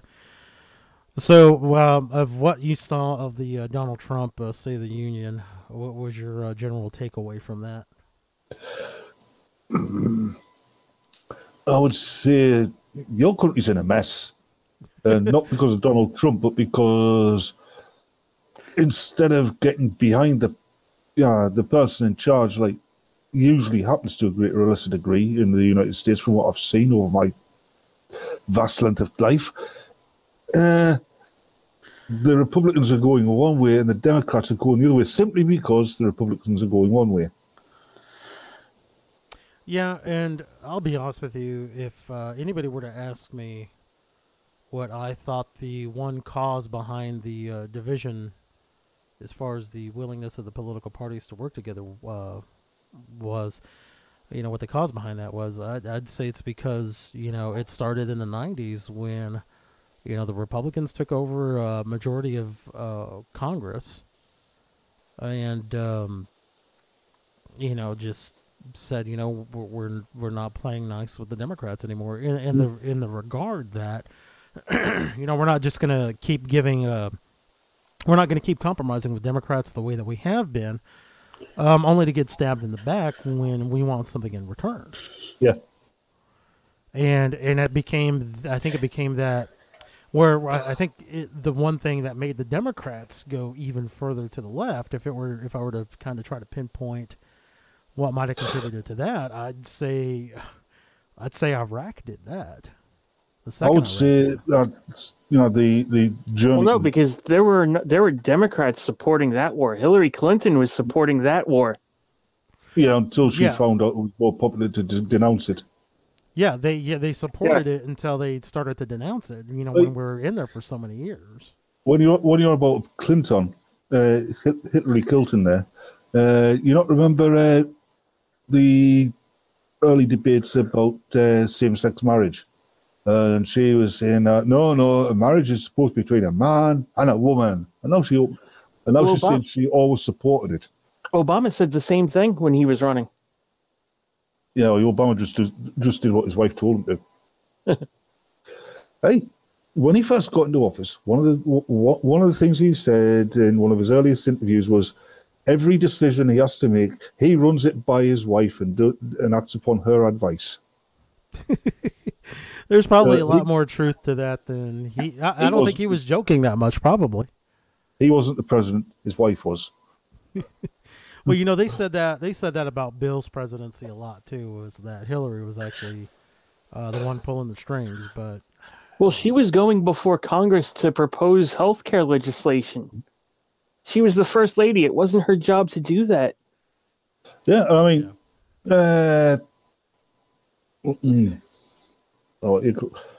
Nancy Reagan took an active role, but she didn't tread the halls of power, corridors of power, if you know what I mean. She took an active first lady role, not trying to be the second president. Mm-hmm. Yeah, that's what I loved about not just Nancy, but and Nancy was a leftist. Shit. Yeah. And her husband Nancy, was Barbara Bush, and Laura Bush. Mm-hmm. This is gonna sound crass, but they kind of knew their place as first. So then there was their niece as well, Kate. I'm sorry, who? Kate. She had a musical career. Sorry. But, I would say the journey to the lunatic left has started somewhere in the 80s, with the advent, and it's an American invention, political correctness. Yeah. It hurts my mouth whenever I say that. Yeah, I'd say that had a lot to do with it too, and the way they treated Reagan, and fucking, some of the policies that Reagan did. Okay, because here's a big one. Shit, I can't remember what it's called, but basically, it was a policy that Reagan implemented where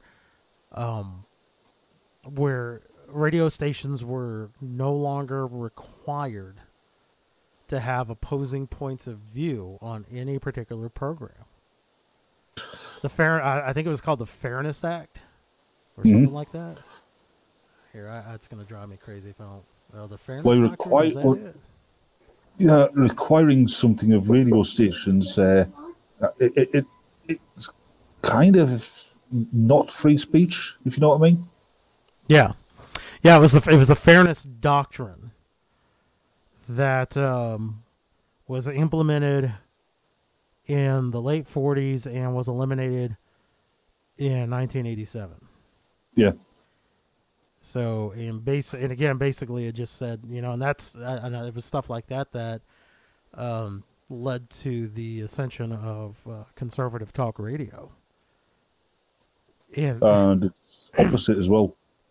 Well, the likes of Howard Stern. Go ahead. I'm sorry. I'm saying it would also be responsible for the rise of the likes of Howard Stern as well. The anti-establishment radio. Mm-hmm. But that'd be NPR. Reagan, I mean, I liked him towards the end of his career in office. He'd get on that board, he was standing, my fellow Americans, and he'd hear this aide say, Mr. President, we're in France. Oh. Nice.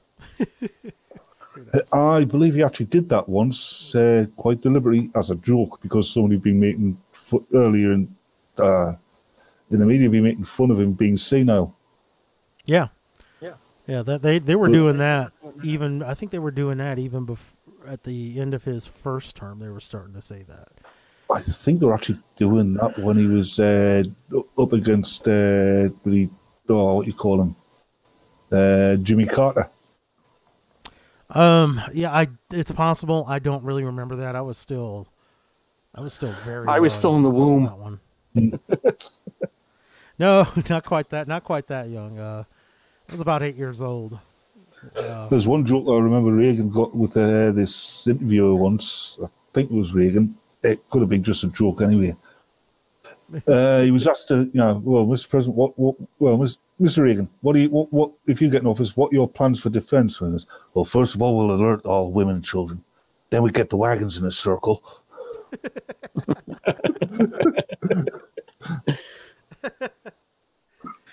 Geez, man.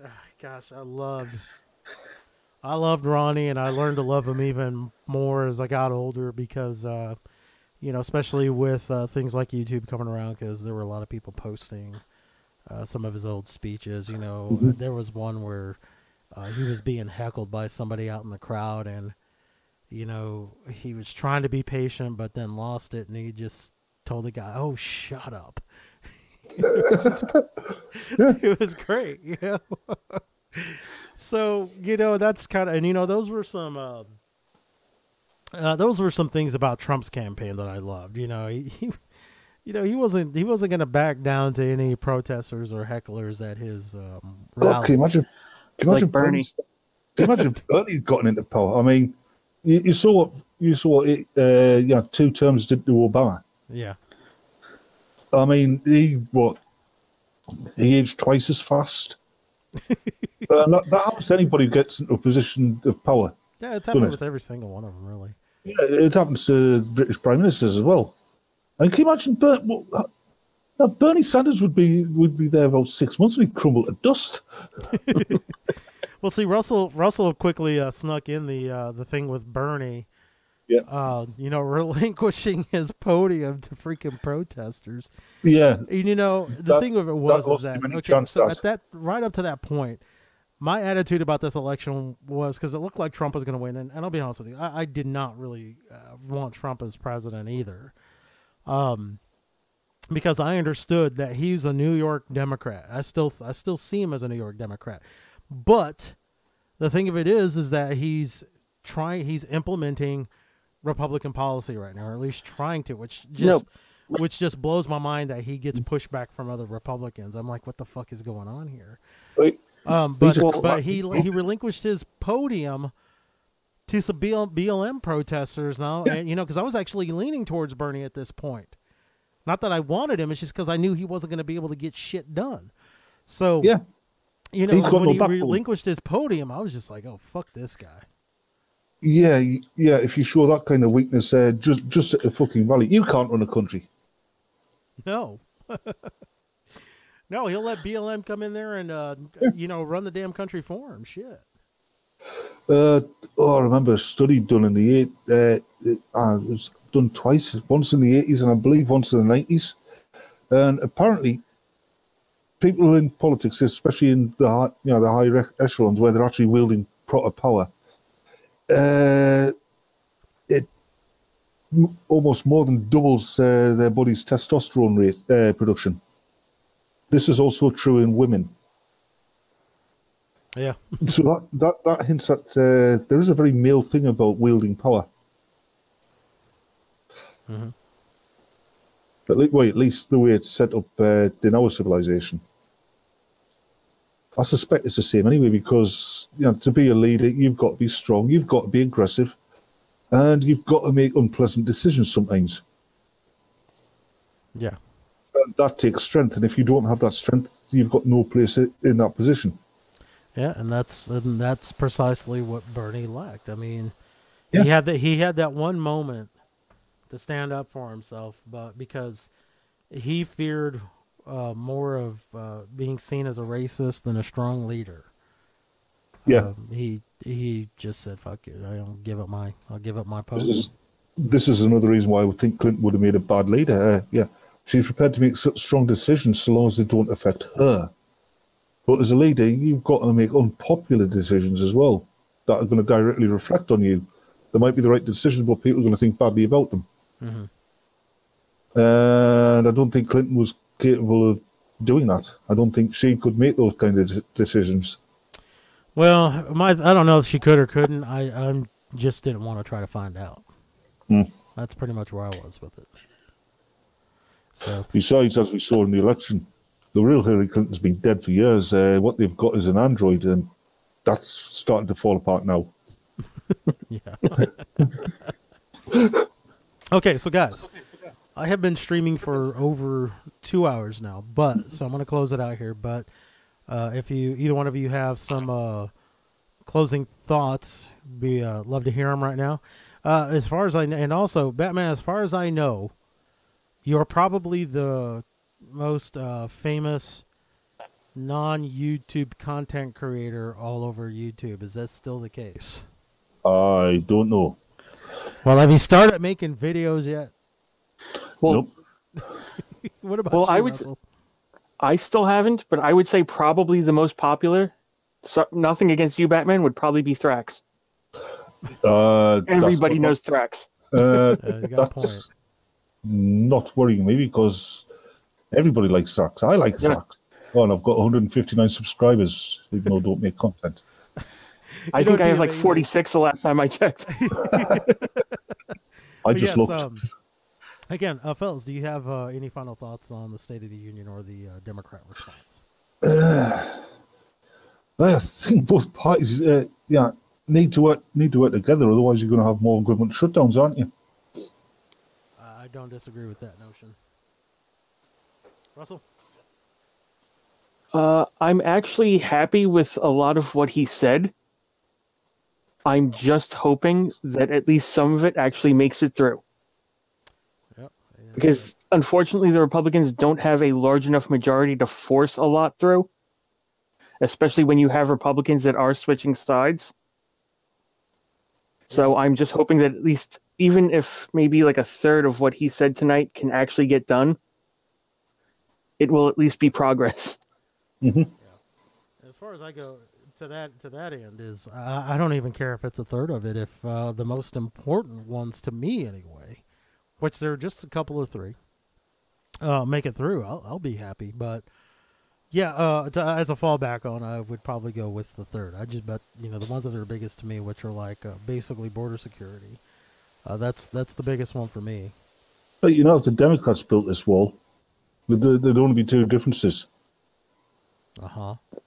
Well, every few feet there'd be a door, and on the other side of the door there'd be a fucking Uber station, wouldn't there? No, the wall would be to keep us from leaving. Yeah, and it would be built by Mexico. Jesus Christ. They already have one in their southern border. Oh, yeah. All right, guys. Thanks so much for coming in and popping in the chat this evening and then coming and doing this hangout. If there's anybody who gets to watch this live stream and you're new to my channel, please feel free to subscribe to it. And because everybody shills for shekels, I do have a PayPal donate in the description. Feel free to drop any kind of loose change you might have under your cushions in there. I'd be happy to receive it. I would, but unfortunately, I'm badly dyslexic and I can't read at all. And I already dropped you a deuce today. You dropped me a deuce? Awesome. Yes. Awesome. Hopefully, I wish if only those deuces would collect interest. That would be great.